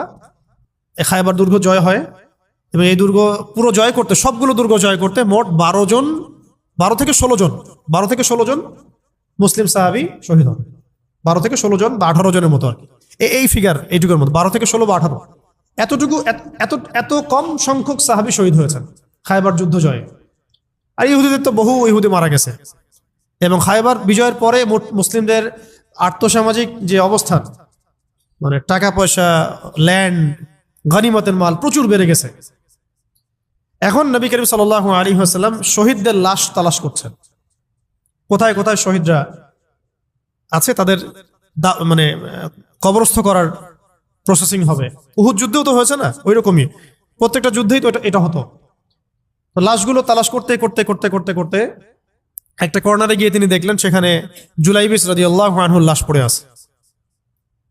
কার? জুলাইবিস রাদিয়াল্লাহু আনহুর লাশ পড়ে আছে, যার ব্যাপারে আমি গল্পটা বলছি আর কি। এবং তার গায়ে অসংখ্য তরবারের দাগ, ক্ষতবিক্ষত অবস্থা, এবং তার আশেপাশে মোট 1 2 3 4 5 6 7 8 9 জন ইহুদির লাশ পড়ে আছে। ছোট সাহাবী, বলেছি আকৃতিতে ছোট, খুব উঁচু বংশের না, অর্থ সম্পদ কম, দেখতে সুন্দর না। গতকাল বিয়ে করেছেন, কেউ তাকে বিয়ে দিতে যাচ্ছিল না। তার এক পাশে কয়জন ইহুদির লাশ? তার পাশে মোট 9 জন ইহুদির লাশ পড়ে আছে, মাঝখানে তার লাশ ক্ষতবিক্ষত অবস্থায়। এই অংশটুকু আপনারা পড়ে নিয়েন, পড়লে আরো ভালো ফিল করবেন, একা একা পড়লে আরো ভালো ফিল করবেন। নবী সাল্লাল্লাহু আলাইহি ওয়াসাল্লাম নিজে তার কাছে গেলেন। হাদিসের মধ্যে আসছে, সিরাতের কিতাবের মধ্যে আসছে, নবী সাল্লাল্লাহু আলাইহি ওয়াসাল্লাম নিজে তার কাছে গেলেন। যাওয়ার পরে তার যে মাথা, সেই মাথার পাশে নবী সাল্লাল্লাহু আলাইহি ওয়াসাল্লাম বসলেন। বসার পরে নিজের হাতে জুলাইবিস রাদিয়াল্লাহু আনহুর চেহারা থেকে এরকম করে ধুলাবালিগুলো সরান নবী সাল্লাল্লাহু আলাইহি ওয়াসাল্লাম। তার গা থেকে রক্তগুলো আমাদের নবী সাল্লাল্লাহু আলাইহি ওয়াসাল্লাম মুছলেন, আদর করলেন। চুলগুলো ঝাড়লেন। দৃশ্যটা চিন্তা করেন, তার চুলগুলো তিনি ঝাড়তেছেন, চেহারা থেকে রক্তগুলো মুছতেছেন। কে? নবী সাল্লাল্লাহু আলাইহি ওয়াসাল্লাম। তার চেহারা ধুলাবালিগুলো মুছতেছেন। নিজের এই পায়ের মধ্যে, উরুর মধ্যে তার মাথাটাকে নিয়ে এসে রাখলেন নবী সাল্লাল্লাহু আলাইহি ওয়াসাল্লাম। রাখার পর এইভাবে আদর করতেছেন। আর এরপর উপরের দিকে তাকালেন, তার জন্য তো দোয়া করলেন, উপরের দিকে তাকালেন, তাকে চোখ নামায় নিলেন। সাহাবায়ে কেরাম তো আশেপাশে আছেন অনেকেই, বললেন যে ইয়া রাসূলুল্লাহ, আপনি এমনটা কেন করলেন, চোখ নামায় নিলেন কেন? তখন তিনি বললেন যে আমি দেখলাম যে জান্নাতের হুরদের মধ্যে অসংখ্য হুর ছুটে আসতেছে, কে জুলাইবিসকে আগে বরণ করবে তার জন্য। তিনি নিজে কাঁদলেন, জুলাইবিসের জন্য নিজে কাঁদলেন, নিজের হাতে তাকে এইভাবে উঠালেন। তিনি ছোট মানুষ ছিলেন। এরপর 2 হাত দিয়ে তাকে উঠালেন, উঠাই নিজের হাতে তাকে দাফন করলেন। দাফন করার পর তিনি বললেন, ইয়া জুলাইবিস, হে জুলাইবিস, আনতা মিন্নি ওয়া আনা মিনক, তুমি আমার অংশ, আমি তোমার। হে জুলাইবিস, তুমি আমার, আমি তোমার। হে জুলাইবিস, তুমি আমার, আমি তোমার। এই কথাটা বললেন কে? নবী সাল্লাল্লাহু আলাইহি ওয়াসাল্লাম। এখন আপনাদেরকে আমি সাফল্যের মানদণ্ড কিভাবে বোঝাবো? এর বাইরে কোনো ভাষা নেই আমার কাছে। সাফল্য বলতে কি বোঝান? এই সিস্টেম সাফল্য বলতে কি বোঝায়? এই ওয়ার্ল্ড অর্ডারটা সাফল্য বলতে কি বোঝায়? এই বস্তুবাদী জগৎটা আমাদেরকে সাফল্য বলতে আসলে কি বোঝায়? সাফল্য বলতে বোঝাচ্ছে ইমান। সাফল্য হলো ইমান, বিশুদ্ধ আকীদা, বিশুদ্ধ আমল, আল্লাহর আনুগত্য, রাসূলের আনুগত্য, দুনিয়ার জীবনে মুসাফিরের মতো থাকা, যতটুকু প্রয়োজন ততটুকু সন্তুষ্ট থাকা, একজন নেককার স্ত্রী, সুসন্তান সন্ততি, আদর্শ একটা পরিবার, হালাল একটা রিজিক, বাস। ইসলামের জন্য দাওয়াত, তাবলীগ, মেহনত, দিন প্রতিষ্ঠার চেষ্টা, প্রয়োজনীয় জিহাদ, প্রয়োজনীয় শাহাদাত। আর কি আছে সাফল্য বলতে? এরকম সাহাবী একজন নয়, কিন্তু এক একজন সাহাবী সম্পর্কে এক একটা করে কথা বলা যাবে। হানজালা রাদিয়াল্লাহু আনহুর নাম শুনছেন? হানজালা রাদিয়াল্লাহু আনহু, তিনিও বিয়ে করেছেন একদিন। তার পরের দিন সকালে উহুদের যুদ্ধে গিয়েছেন। 70টা আঘাত সহ্য করেছেন, বলা হচ্ছে কিতাবের মধ্যে 70-80টা আঘাত তার দেহে ছিল। শহীদ হয়েছেন। উহুদ যুদ্ধে যখন সাহাবীদেরকে দাফন করা হচ্ছে, তখন তিনি নবী সাল্লাল্লাহু আলাইহি ওয়াসাল্লাম দেখলেন হানজালা রাদিয়াল্লাহু আনহুর লাশটা ভেসে আছে, বাতাসে ভেসে আছে, এবং লাশ থেকে পানি ঝরতেছে। সাহাবীরা জিজ্ঞাসা করলেন, ইয়া রাসূলুল্লাহ, এটা কেমন, এটা কিভাবে হচ্ছে? তখন নবীজি বললেন যে হানজালা গত রাতে বিয়ে করেছে, গোসল করার সময় পায় নাই, সে সকালবেলা চলে আসে যুদ্ধের মাঠে। ফেরেশতারা তাকে গোসল দিচ্ছেন, এটার পানি পড়ছে, আমরা দেখতে পাচ্ছি। সাফল্যের সংজ্ঞা আসলে কি? তো আল্লাহ পাক আমাদেরকে আসলে দুনিয়ার হাকিকত বোঝার তৌফিক দান করেন। কিছু আইডিওলজি আছে যেটা আপনার ভিতর চলে আসলে বাকি সব ঠিক হয়ে যাবে। এগুলোর যদি ভিতরে ঠিক মতো না বলবৎ হয়, আপনাকে আমি ডালপালার ক্রাইসিস সমাধান, ওয়ার্ল্ড অ্যাফেয়ার্স, ইকোনমি এইসব বুঝে দিনের দিকে হেদায়েত দিতে পারবো না আমরা। আসলে কিছু বিষয় ভিতর থেকে আসতে হবে, যে আগে আপনাকে হাকিকত বুঝতে হবে, আসলেই দুনিয়া কি, আখেরাত কি, গন্তব্য কোথায়, কোত্থেকে আসছি, কোথায় যাব, কোত্থেকে আসছি, আমরা যাব কোথায়, কোত্থেকে আসছি, যাব কোথায়, মাঝখানের সময় আমার কাজ কি, কে আমার নবী, কি আমার দিন, আমার দিনের মৌলিক বিষয়গুলো কি, দিনের ইলম কি, আমল সালেহ কি, দিন প্রতিষ্ঠার মেহনত কাকে বলে, কি কি করলে আল্লাহ পাক আমাকে কালকে আমাদের মাঠে নবীদের, শহীদদের, সিদ্দিকদের সাথে হাসর করাবেন। এটা হলো সাফল্যের মূল কথা। এর মানে এই না যে দুনিয়াতে আমরা কিছুই করব না, ব্যবসা করব না, আমরা চাকরি বাকরি করব না, আমরা মানে মুআমালাত মুআশারাত করব না, বিষয়টা তো এমন নয়। কিন্তু কথা হচ্ছে আমাদের মূল উদ্দেশ্যটা কি হবে। স্ত্রী সন্তান তো আমাদেরও আছে, কেন আপনি তাদের ভরণ পোষণ দিবেন, কেন তাদেরকে আপনি বড় করবেন সুন্দর করে? বিকজ তারা আপনার জন্য রিজিকের অংশ, তারা আপনার জারিয়া, তাদের উপর আপনার হক আছে, আমার উপর তাদের হক আছে। যার যার হক আমি কেন আদায় করবো? আল্লাহর সন্তুষ্টির জন্য, আল্লাহর সন্তুষ্টি অর্জনের জন্য সব কাজ করা, রাসূলের তরিকায় সব কাজ করা এবং হালাল খেয়ে কাজ করা, এগুলো আমাদের সবাইকে যত দ্রুত সম্ভব এগুলো ঠিক করে ফেলতে হবে।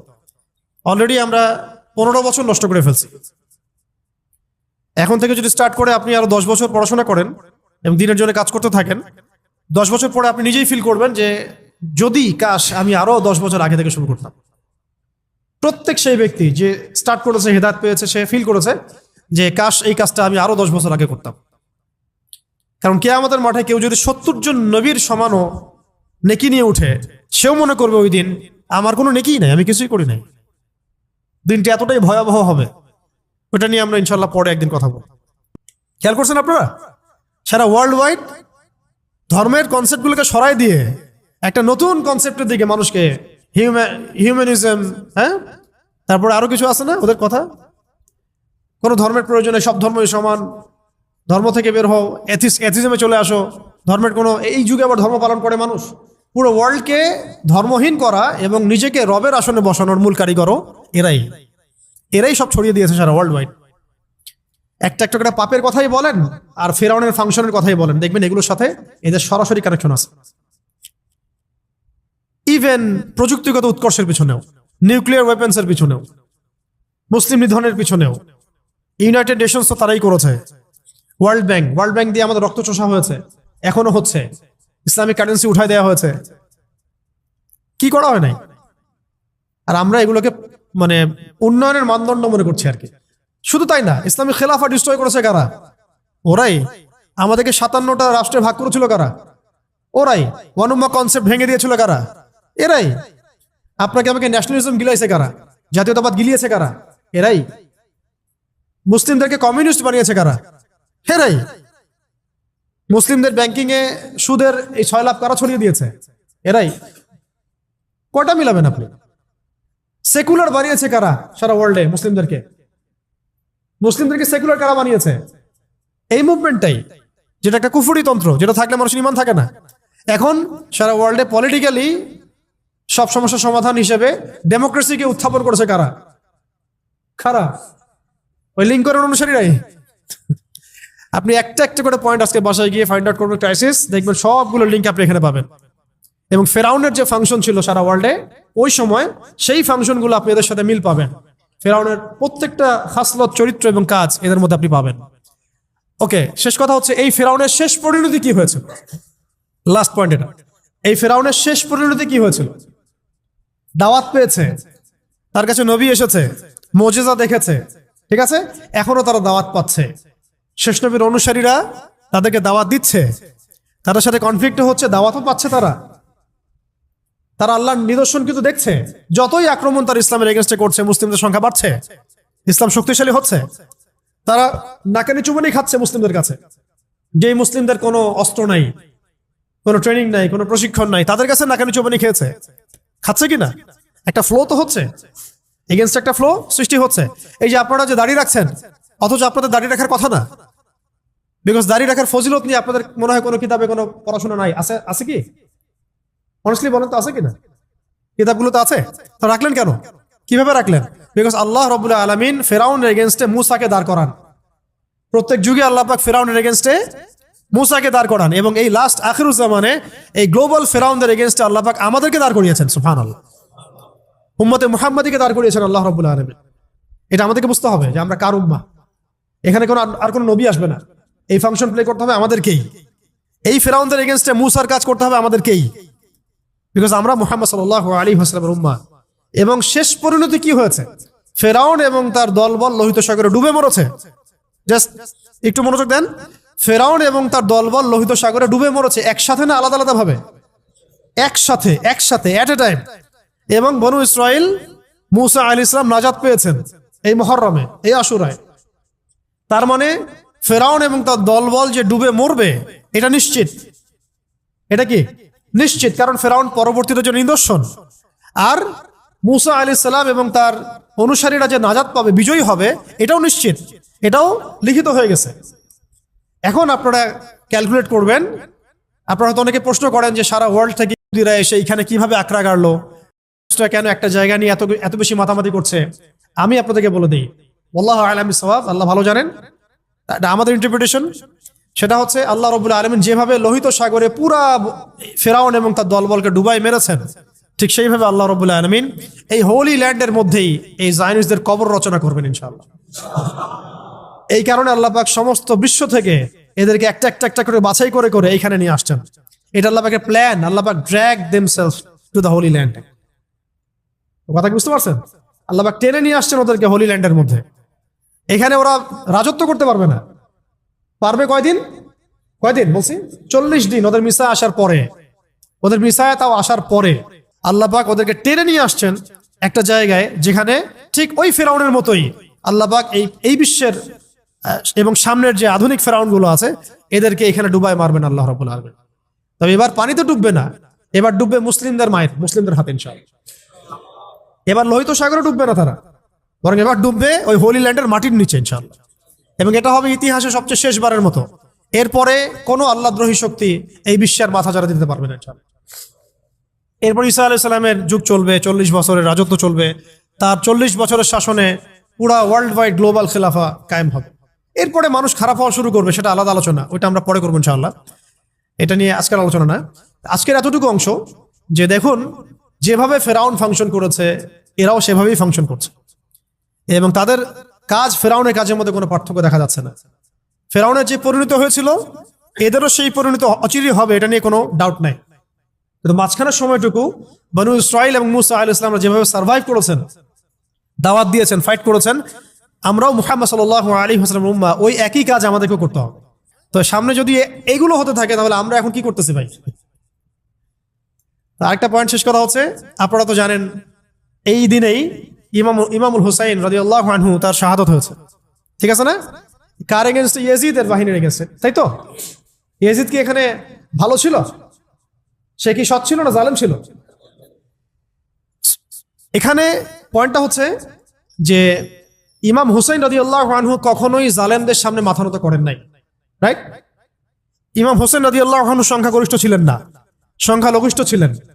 তাকে নির্মমভাবে ট্র্যাপে ফেলে হত্যা করা হয়েছে, যেভাবে আজকে মুসলিমদেরকে হত্যা করা হচ্ছে। আপনারা কি মিলাতে পারছেন?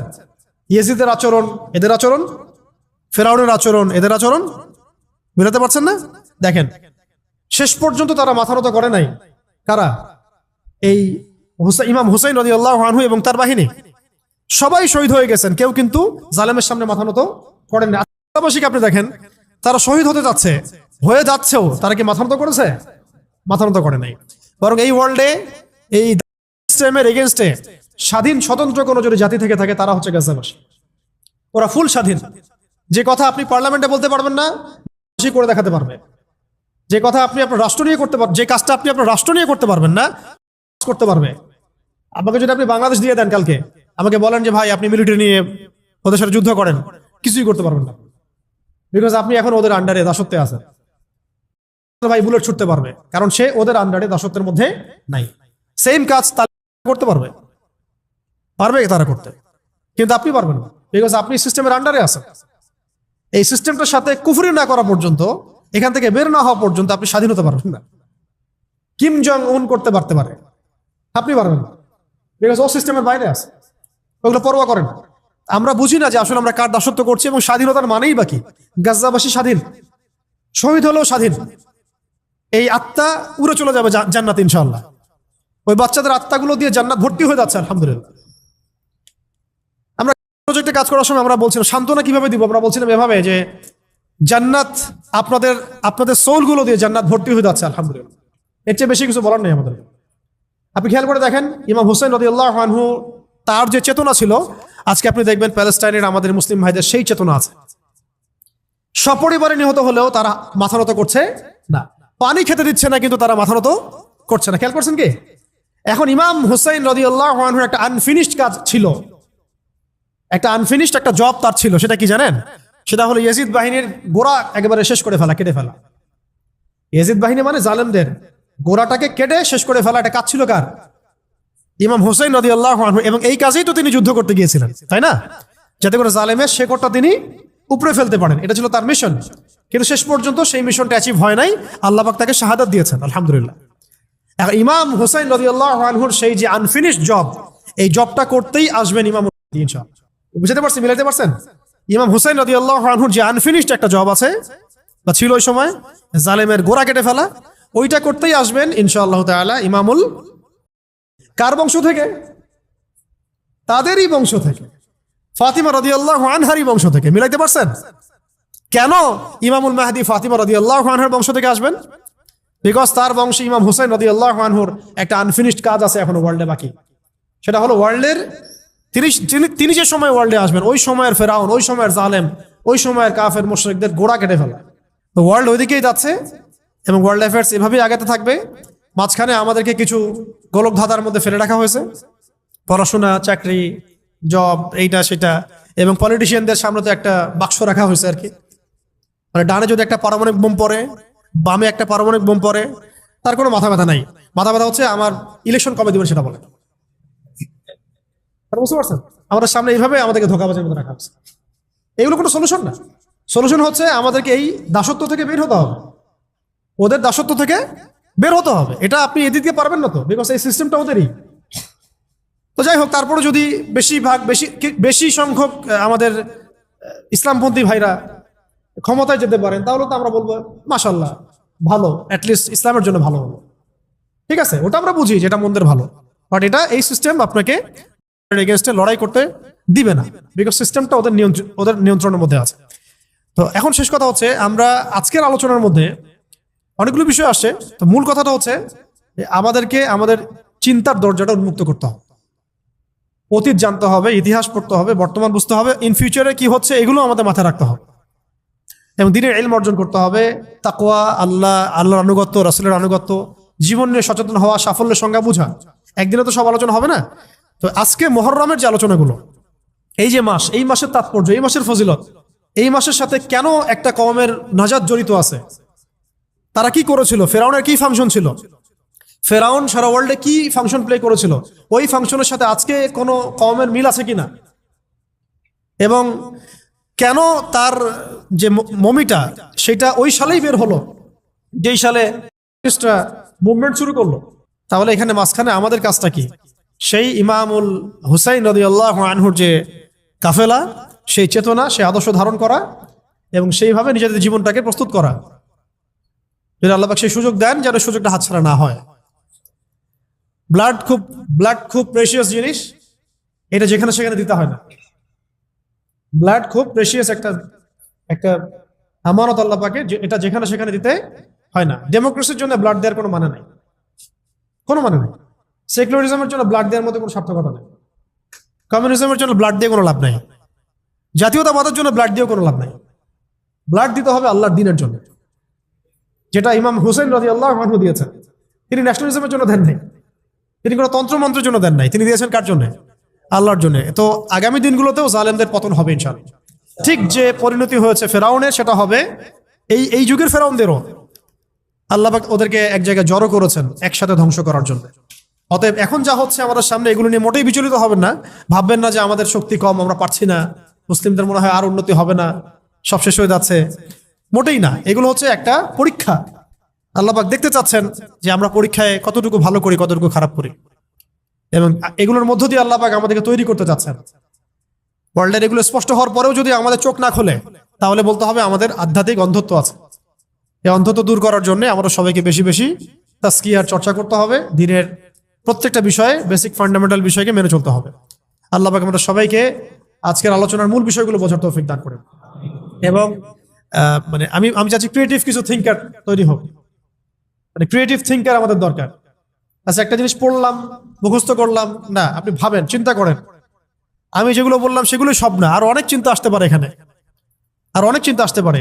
লাস্ট 300 বছরের হিস্ট্রি জানা দরকার, ওদের ফাংশন জানা দরকার, ওদের প্ল্যান জানা দরকার, ঠিক আছে? এবং আমাদের ল্যাকিংস গুলোকে ফাইন্ড আউট করা দরকার, এবং আমাদের ক্রাইসিস গুলো লিস্ট আউট করা এবং সলিউশন কি হতে পারে এটা আমাদেরকে বের করতে হবে। আজকে এগুলো বলে দিব না, আপনারা নিজেরা এগুলো ফাইন্ড আউট করবেন। পরে ইনশাল্লাহ কোনো একদিন আমরা চলমান সংকট সমাধান এগুলো নিয়ে কথা বলবো ইনশাল্লাহ। ঠিক আছে, আজকে এইটুক থাক, অনেক দেরি হয়ে গেছে। আপনাদের সবাইকে জাযাকুমুল্লাহ খায়রান আজকের এই আয়োজনটাকে সফল করার জন্য। ইনশাআল্লাহ আল্লাহ পাক চাইলে আমরা প্রতি মাসে একটা করে দার্স চালু রাখতে পারি ইনশাআল্লাহ। তো সবাই দোয়ায় শরীক হই, সামান্য একটু দোয়া করা উচিত। আমরা দোয়া করি, সবাই আমিন বলবো। আমরা দোয়া করি যেন আল্লাহ পাক আমাদের সবাইকে দ্বীনের সহি বুঝ দান করেন, হৃদয়ের অন্ধত্বগুলো দূর করে দেন, এবং আল্লাহর দ্বীনের যে জ্ঞান অর্জন না করলে আমরা মুমিন থাকতে পারছি না, ওই জ্ঞানটুকু অর্জন করার তৌফিক দান করেন। যা জ্ঞান হাসিল করব এই অনুযায়ী আমল করার তৌফিক দান করেন। লাইফ সম্পর্কে সিরিয়াস হওয়ার তৌফিক দান করেন, এবং সাফল্যের মানে অরিজিনাল যে ডেফিনেশন এটা বোঝার তৌফিক দান করেন। নিজের লাইফের রোডম্যাপ সাজিয়ে ফেলার তৌফিক দান করেন, এবং চিন্তার জগৎটা আল্লাহ পাক উন্মুক্ত করে দেন। আরো বলবো যে বর্তমান সময়ের যে মানে ইসলাম বিরোধী যে তৎপরতাগুলা, এগুলো বোঝার তৌফিক আল্লাহ পাক আমাদেরকে দান করেন। এদের এগেনস্টে আমরা কিভাবে কাজ করব এটাকে ঠান্ডা মাথায় বসে বুঝে ঐক্যবদ্ধভাবে কাজ করার তৌফিক দান। একা একা আপনি এই প্রবলেমগুলো সলভ করতে পারবেন না। তাই আমরা মাশওয়ারা ভিত্তিক চলবো ইনশাআল্লাহ, প্রজ্ঞা অবলম্বন করব, সবাইকে দাওয়াত দিব, দাওয়াতের মেহনত অব্যাহত রাখবো। ইনশাআল্লাহ বিজয় আমাদের হাতে লেখা আছে, আমাদের কপালেই বিজয় লেখা আছে। এটা কোরআন বলছে, হাদিস বলছে, এবং আমি বললাম তো আখিরুজ্জামানের পুরো সিলসিলাটাই বলে দিচ্ছে যে সামনে কি হবে ইনশাআল্লাহ। এই বাকি এটা আল্লাহ পাকের অসীম দয়া যে আমরা যদি দুনিয়ার প্রত্যেকটা কাজ মুহাম্মদ সাল্লাল্লাহু আলাইহি ওয়াসাল্লামের তরিকা এবং পদ্ধতিতে করি, তাহলে প্রতিটা কাজ ইবাদত এবং নেকির মাধ্যম হিসেবে গণ্য হবে। সকালবেলা উঠেছেন, ঘুম থেকে উঠলেন, উঠে দোয়া পড়লেন। কি দোয়া পড়লেন? আলহামদুলিল্লাহিল্লাযী আহিয়ানা বা'দা মা আমাতানা ওয়া ইলাইহিন নুশুর। মাশাআল্লাহ। ঘুমানোর সময় কি পড়েছিলেন? আল্লাহুম্মা বিসমিকা আমুতু ওয়া আহইয়া। অথবা আরো কিছু আমল আছে আপনি করতে পারেন চাইলে, যেমন সূরা মুলক তেলাওয়াত করতে পারেন। ফজিলত, আপনাকে কবরের আযাব থেকে বাঁচানো হবে ইনশাআল্লাহ। আপনি আয়াতুল কুরসি তেলাওয়াত করতে পারেন। ফজিলত, সারা রাত একজন ফেরেশতা আপনাকে পাহারা দিবে ইনশাআল্লাহ। আপনি সূরা ফালাক, নাস, ইখলাস পড়ে ঘুমাতে পারেন, এবং হাত দুটোকে একত্রিত করে ফু দিয়ে মাথা থেকে নিয়ে যতদূর পর্যন্ত হাত যায় মাসাহ করতে পারেন। ঘুমের মধ্যে আপনার কোনো সমস্যা হবে না ইনশাআল্লাহ। ঘুমের মধ্যে অনেক সময় প্রবলেম হয় না? দুঃস্বপ্ন দেখে মানুষ, ভয় পায়, অস্থির হয়ে পড়ে। অনেকে বলে বোবা ধরা, বলে না যে বোবায় ধরেছে, মানে আপনি চেতনা এসেছে কিন্তু আপনি নড়তে পারছেন না, এমন হয় না? হয়নি কখনো জীবনে? আচ্ছা, মাসাহ করলে এটা হবে না ইনশাআল্লাহ। তারপরে 33 বার সুবহানাল্লাহ, 33 বার আলহামদুলিল্লাহ, 34 বার আল্লাহু আকবার। এরপর দোয়া পড়লেন, ঘুমিয়ে গেলেন। এছাড়াও সূরা কাফিরুন পড়তে পারেন, কুল ইয়া আইয়ুহাল কাফিরুন। আপনাকে আল্লাহ পাক শিরক থেকে বাঁচাবে ইনশাআল্লাহ। আর আমার সবচেয়ে পছন্দের একটা আমল আছে ঘুমানোর সময়, চেষ্টা করি কোনো রাত্রে যেন বাদ না যায়। আপনারাও চেষ্টা করবেন কোনো রাতে যেন এই আমলটা অন্তত বাদ না যায়। আলী রাদিয়াল্লাহু আনহু বলতেন যে যার সামান্য বিবেক বুদ্ধি আছে তার জন্য শোভা পায় না যে সে এই আমলটা না করেই ঘুমিয়ে যাবে। সেটা কি? সূরা বাকারার শেষের 3টা আয়াত তেলাওয়াত করবে। সূরা বাকারার শেষের 3 আয়াত অথবা 2 আয়াত পড়বেন, একই ফজিলত ইনশাআল্লাহ। কি ফজিলত? সারা রাত নফল নামাজ পড়লে যে নেকিটা পেতেন, আপনি এটা পড়ে ঘুমিয়ে গেলে ইনশাআল্লাহ সেই নেকি পেয়ে যাবেন। যদি আপনার নিয়াত থাকে তাহাজ্জুদের, ইনশাআল্লাহ আপনি পেয়ে যাবেন। এই যে কাজগুলো করে ঘুমালেন, আপনি 3 ঘন্টা বা 6 ঘন্টা ঘুমিয়েছেন, এই যে পুরো সময়টা আপনি ঘুমিয়েছিলেন, এই পুরো সময়টার জন্য আপনার আমলনামায় নেকি লেখা হবে। অথচ ঘুমের দরকার কার ছিল? আমার না আল্লাহর? কার স্বার্থ এখানে? আমার স্বার্থ। ওয়াজআলনা নাওমাকুম সুবাতা, ঘুমকে বানিয়েছি আরামের, বিশ্রামের মাধ্যম। বিশ্রাম আমি নিলাম, রেস্ট আমি নিলাম, আমি ঘুমালাম, আবার নেকিও কে পেল? আমি। কারণ কি? কারণ আমি ঘুমিয়েছি মুহাম্মদ সাল্লাল্লাহু আলাইহি ওয়াসাল্লামের তরিকা এবং সুন্নাহ অনুযায়ী। ডান কাত হয়ে যদি পারেন ওযু করে নিতে পারেন, আরো ভালো হয়।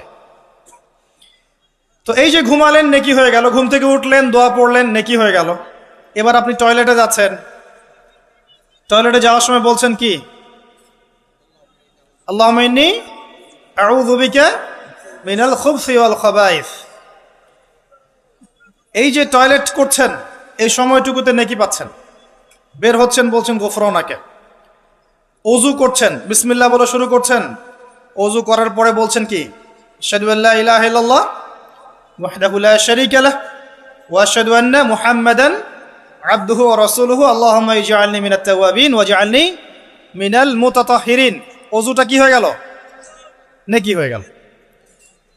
এভাবে আপনি নামাজে যাচ্ছেন। এবার এই যে মসজিদে যাচ্ছেন পায়ে হেঁটে, প্রত্যেক পদক্ষেপে আপনার গুনাহ মাফ হচ্ছে, প্রত্যেক পদক্ষেপে আপনার নেকি হচ্ছে এবং রহমত বরকত হচ্ছে। এছাড়াও আপনার মর্যাদা আল্লাহর কাছে বাড়ছে। সলাতে নামাজ, মানে জামায়াতে সলাত পড়ছেন, নর্মালি নামাজ পড়লে আপনি যে নেকি পেতেন তার চাইতে 25 বা 27 গুণ বেশি পাচ্ছেন। এবং একটা সামাজিক ঐক্য গড়ে উঠছে। সামাজিক ঐক্য, মুসলিমদের মধ্যে ভেদাভেদহীন একটা সাম্যের সমাজ গড়ে উঠছে নামাজের মধ্য দিয়ে, তাই নয় কি?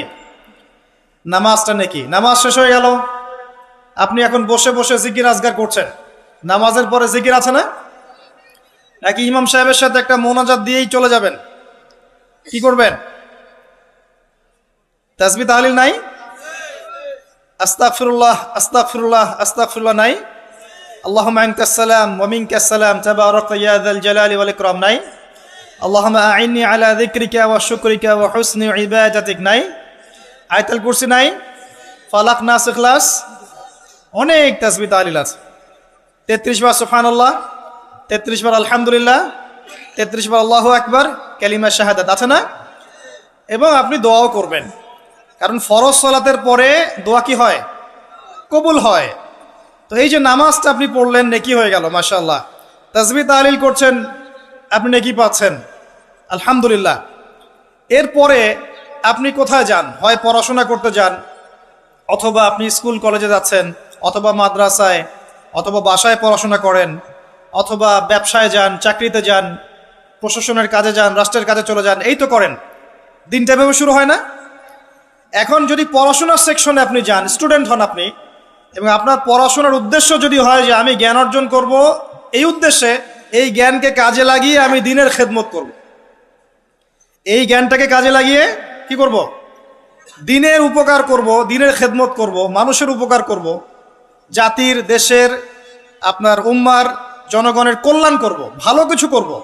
আপনার এই জ্ঞান অর্জনটা কি হবে জানেন? ইবাদত, এবং এটা বড় ইবাদত। আমলের চেয়ে ইলমের মূল্যটা বেশি। আল ইলমু ক্বাবলা আল কওলি ওয়াল আমাল, কথা কাজের আগে হচ্ছে জ্ঞান। আর যারা মাদ্রাসায় পড়বেন এই উদ্দেশ্যে যে আমি এই জ্ঞান অর্জনের মধ্য দিয়ে উম্মাকে সংস্কার করব, নিজে দিন জানবো, মানুষকে দিন প্রচার করব, এবং দিনের প্রচার প্রসার প্রতিষ্ঠায় আমি আমার জায়গা থেকে ভূমিকা রাখবো। আমি মুহাদ্দিস হব, মুফাসসির হব, আমি ইনশাল্লাহ বড় আলেম ফকি হব। অহংকার করব না, মানুষকে সঠিক দিনটা জানানোর জন্য, আল্লাহর সন্তুষ্টির জন্য আমি দিন শিখবো। ইবাদত হবে না? এবং তার মর্যাদা এত বেশি হবে, এত বেশি হবে। নবী সাল্লাল্লাহু আলাইহি ওয়াসাল্লাম বলেছেন, সাধারণ মানুষের উপরে নবী সাল্লাল্লাহু আলাইহি ওয়াসাল্লামের যে মর্যাদা, ইবাদত গুজারদের উপর আলেমের সেই মর্যাদা। এবং এই জ্ঞান অর্জন করতে গিয়ে আপনি যখন পা ফেলছেন, বাড়ির থেকে বের হচ্ছেন, আপনার পায়ের নিচে ফেরেশতারা সম্মানের পাখা বিছিয়ে দিবে। এমনকি আসমান জমিনের সমস্ত সৃষ্টি, এই গর্তের মধ্যে যে পিপিলিকা আছে, পিঁপড়া, এবং সমুদ্রের নিচে যত মাছ আছে, সমস্ত প্রাণী ওই আলেমের জন্য ইস্তেগফার করতে থাকে, ক্ষমা প্রার্থনা করতে থাকে। এই ফজিলত অন্য কোথাও পাবেন না। এমনকি যতক্ষণ সে ইলম অর্জনের পথে আছে, সে আল্লাহর রাস্তাতেই আছে, ফি সাবিলিল্লাহ সে কাজ করছে। আপনি যদি জেনারেল লাইনেও পড়াশোনা করেন, কিন্তু আপনি চিন্তা করছেন আমি এই পড়াশোনা দিয়ে দেশের, জাতির, উম্মার, মানবতার কল্যাণে কাজ করব, দিনকে এগিয়ে নিব। একজন মেডিকেল ডক্টর তিনি দিনের খেদমত করতে পারেন না? একজন ইঞ্জিনিয়ার তিনি দিনের খেদমত করতে পারবেন না? একজন ভালো সৎ পুলিশ অফিসার পারবে না? পারবে না? একজন ভালো সেনাবাহিনীর মেজর জেনারেল পারবে না? একজন সামাজিক নেতা পারবে না? একজন এমপি মন্ত্রী পারবে না? একজন পলিটিশিয়ান উম্মার খেদমত করতে পারবে না? সবাই সবার জায়গা থেকে পারবে। আল্লাহ এমনভাবে দিনটাকে সৃষ্টি করেছে। ইসলাম এত প্রশস্ত একটা দিন যে মানুষ বিভিন্ন জায়গায় থাকবে, সে তার জায়গায় থেকেই দিনের খেদমত করতে পারবে ইনশাআল্লাহ। একজন শিক্ষক পারবে না দিনের খেদমত করতে? একজন ভালো অর্থনীতিবিদ পারবে না? সবাই পারবে। শুধু প্রয়োজন কি জানেন? দিনটা বোঝা, নিজের উপর আমল করা এবং দিন প্রতিষ্ঠার ফিকির থাকা।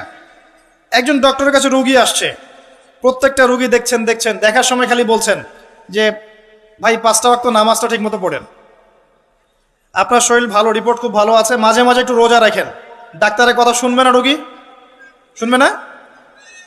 একজন মানুষ মনে করেন member, chairman, whoever he is, সে তার এলাকার নেতা, তো মানুষের মধ্যে জনকল্যাণমূলক কাজ করছে, শীতবস্ত্র বিতরণ করছে, রাস্তাঘাট নির্মাণ করছে, করার সময় মানুষকে বলছে যে এই যে দিলাম এটা আল্লাহর রিজিক, তোমাদেরকে দিলাম, তোমরা আল্লাহর ইবাদত করো। বলা যাবে না? দিনের খেদমত করা যায় না? শুধুমাত্র দরকার নিয়াত। কি দরকার? নিয়াত এবং জানা যে আমার কাজের প্রতিদানটা কি। এই যে আমি কাজগুলো করছি এর প্রতিদান হচ্ছে আল্লাহ পরকালে আমাকে জান্নাত দিবে ইনশাআল্লাহ। দুনিয়াতে আমি কি পাই না পাই সেটার হিসাব পরে, পরকালে আল্লাহ পাক আমাকে জান্নাত দিবেন ইনশাআল্লাহ। এভাবে আপনি আপনার জীবনের প্রতিটা কাজকেই ইবাদত বানাতে পারেন। ওয়ামা খালাকতুল জিন্না ওয়াল ইনসা ইল্লা লিয়াবুদুন। নাস্তিকদের কথা জবাব পেয়েছেন?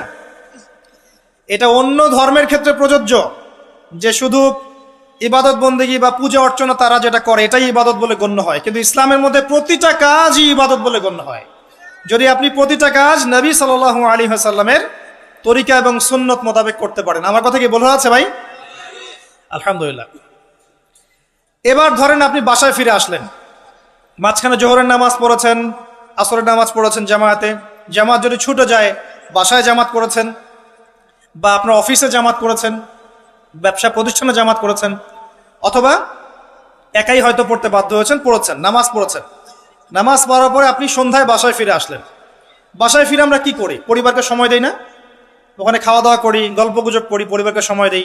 এখন অবশ্য এই সময় দেওয়ার প্রবণতা কমে যাচ্ছে, সবার হাতে হাতে এখন স্মার্টফোন। একটা বাসায় 10টা জগৎ, আর একটা বাসায় 10টা মেম্বার, 10 জনের 10টা ফোন, 10টা আলাদা আলাদা পৃথিবী একটা বাসার মধ্যে।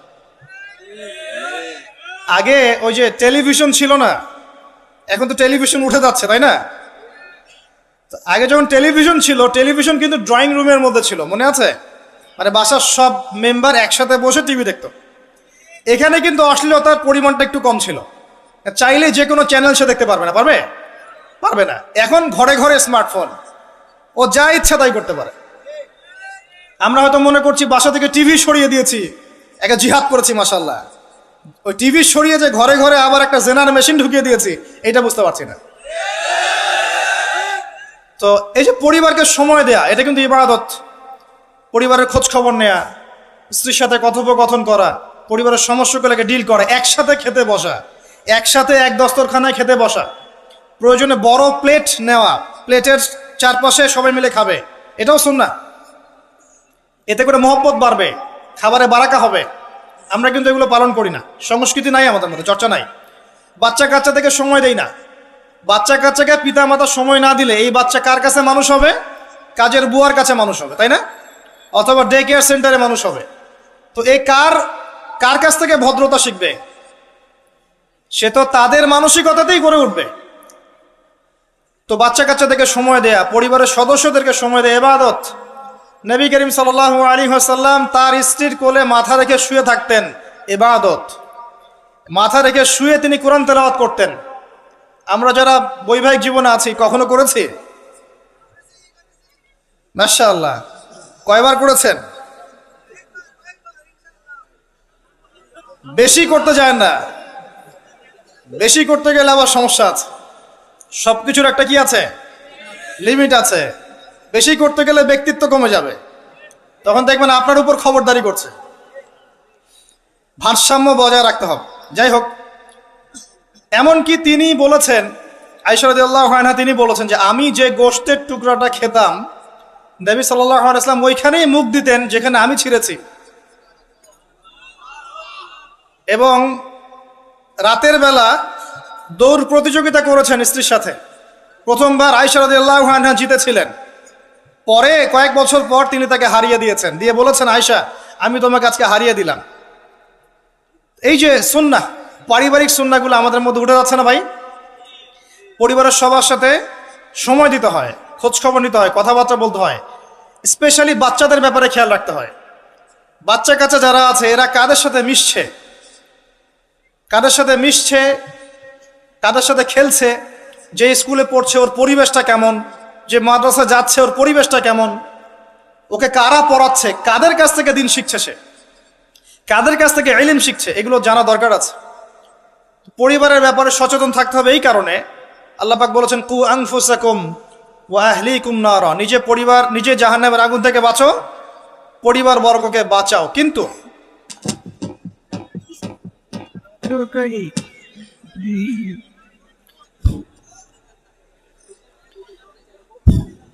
এখানে একটা কথা আছে যে সবার পরিবার কিন্তু একরকম হবে না। হয়তো স্ত্রী কথা শুনবে না, পিতামাতা কথা শুনবে না, সন্তান সন্ততি কথা শুনবে না। এক্ষেত্রে আপনার জন্য হেদায়েত কোথায় জানেন? ওই যে নূহ আলাইহিস সালামকে দেখেন, 950 বছর দাওয়াতি কাজ করেছিলেন, তার সন্তান কিন্তু ঈমান নিয়ে আসে নাই, তার স্ত্রী কিন্তু ঈমান নিয়ে আসে নাই। অতএব আপনি ঈমানদার হলেই যে সবাই আপনার কথা মেনে নেবে এমনটাও নয়, কিন্তু দাওয়াত দিতে হবে, চেষ্টা করতে হবে। এরপর যদি না করে, তাদের লাকুম দিনুকুম ওয়ালিয়া দিন, তুমি তোমার হিসাব দিবা, আমি আমার হিসাব দিব। চেষ্টাটা বড় কথা। লূত আলাইহিস সালামের স্ত্রী ঈমান নিয়ে আসে নাই। আবার ফেরাউনের ঘরে দেখবেন ঈমানদার মহিলা পাবেন, আছে না?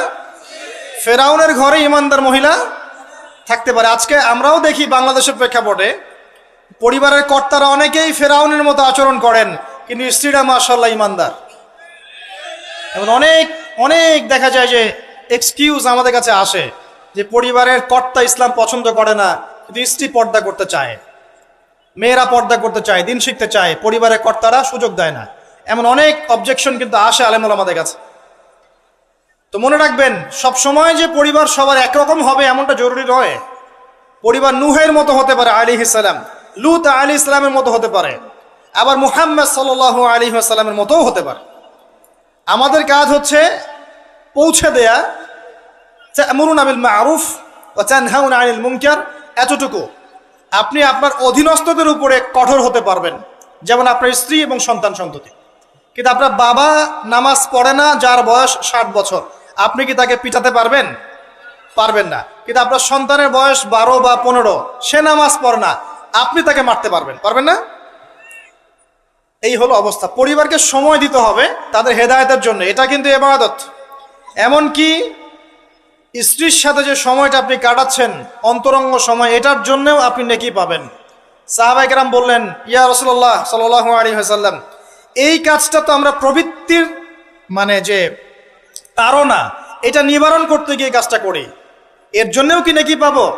নবী সাল্লাল্লাহু আলাইহি ওয়াসাল্লাম বললেন, এই কাজটা তোমরা যদি অন্য কারোর সাথে করতে তোমাদের কি গুনাহ হতো না?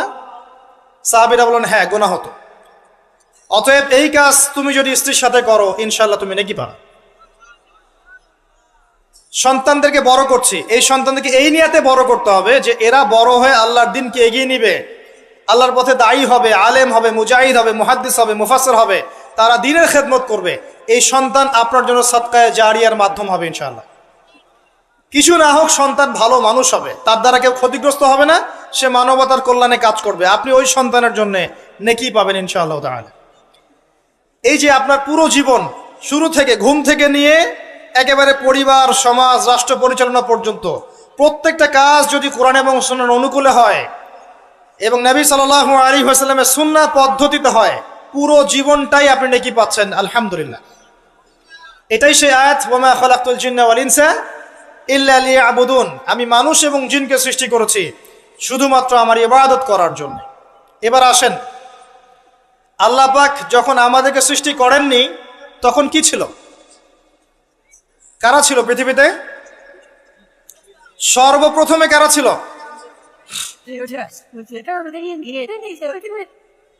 পৃথিবীতে আমরাই প্রথম প্রজাতি নই। আমরা তো এখন মনে করি যে পৃথিবীটা আমাদের, তাই না? আমরা এলিয়েন খুঁজে বেড়াই অন্য গ্রহে প্রাণী আছে কিনা, অথচ বোকা মানুষরা নিজেই জানে না যে এই পৃথিবীর আমরাই বাসিন্দা ছিলাম না। আমাদেরকে জান্নাত থেকে এই পৃথিবীতে পাঠানো হয়েছে। এই পৃথিবীতে আমরা ছিলাম না, এই পৃথিবীতে অন্য প্রজাতি ছিল, অন্য মাখলুক ছিল। আল্লাহু আ'লাম বিসওয়াব, তারা কারা ছিল? প্রথমে আল্লাহ একা ছিলেন, কেউ ছিল? হুয়াল আউয়াল, তিনি প্রথম, এবং সবশেষে আল্লাহ পাক একা থাকবেন, কেউ থাকবে? কুল্লু মান আলাইহা ফান, আছে না আয়াত?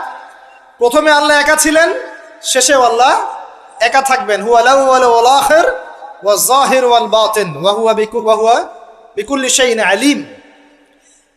আল্লাহ একা ছিলেন, এরপরে আল্লাহ পাক সৃষ্টি করেছেন আরশ।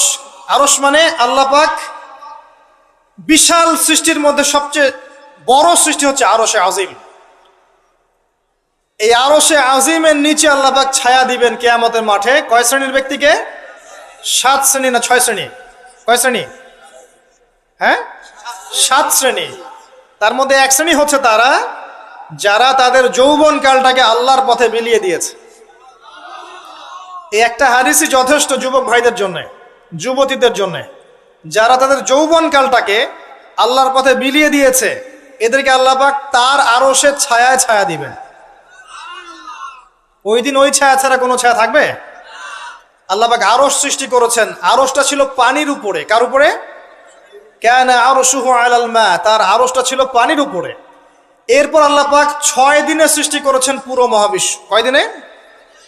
6 দিন। আমাদের দিনের মতো দিন না, আল্লাহর কাছে শুধু এই যে কিয়ামতের দিনটাই আমাদের হিসেবে 50,000 বছরের সমান। কত বছর ভাই? 50,000 বছরের সমান একদিন, কিয়ামতের দিন। কিয়ামতের দিনের কি দরকার ছিল? কি মনে হয় আপনাদের? কিয়ামতের দিনের কি দরকার ছিল? ছিল। যদি কিয়ামতের দিন না থাকতো তাহলে পৃথিবীর সব জালেম পার পেয়ে যেত। কিয়ামতের দিন আছে বলেই কোনো জালেম পার পাবে না ইনশাআল্লাহ। কোনো মাজলুমের চোখের প্রাণে বৃথা যাবে না ইনশাআল্লাহ, কারণ কিয়ামতের দিন আছে। এটা হচ্ছে মাজলুমের আশার দিন আর জালেমের জন্য হতাশার দিন। কিয়ামতের দিন না থাকতো তাহলে সমস্ত খুনি, ব্যভিচারী, ধর্ষণকারী, জালেম, ফাসেক, আল্লাহদ্রোহী সবাই পার পেয়ে যেত না। আল্লাহ পাক পার দিবেন না বলেই কিয়ামতের দিন রেখেছেন। ছোটবেলায় আমরাও মনে করতাম যে মানুষের জন্ম নিয়েছে, কি ভুলটা করলাম, হিসেব নিকেশ, জান্নাত জাহান্নাম, কত সমস্যা। যত দিন যাচ্ছে বুঝতে পারছি যে ভাগ্যিস কিয়ামতের দিন বলে একটা দিন আছে, না হলে জালেমের এই জুলুমের কোনো বদলা হতো না, আর মাজলুম তার অধিকার ফিরে পেত না। তো 50,000 বছরের সমান ওই দিন মানুষ অস্থির হয়ে যাবে এই কারণে বিচার শুরু হচ্ছে না কেন। একবার আদম আলাইহিস সালামের কাছে দৌড় দিবে, একবার নবী নূহ, একবার মূসা, একবার ঈসা, একবার ইব্রাহিম, সবাইকে রিকোয়েস্ট করবে মানুষ দলে দলে গিয়ে যে আল্লাহকে বলেন অ্যাটলিস্ট বিচারটা যেন শুরু করেন উনি। অপেক্ষা করা কাজটা কষ্টকর না ভাই? কারোর জন্য অপেক্ষা করা কষ্টকর না? অপেক্ষা করতে করতে ঘামে একদম গলা পর্যন্ত ডুবে যাবে। আল্লাহ পাক হেফাজত করুন আমাদেরকে। ওই 7 শ্রেণীর মানুষের মধ্যে আল্লাহ পাক আমাদেরকে আশ্রয় দান করুন, আল্লাহুম্মা আমিন। এরপরে যেটা বলছিলাম যে এই 50,000 বছরের সমান দিনে একজন ব্যক্তি আপনার আমার জন্য সুপারিশ করবে, তার নাম কি?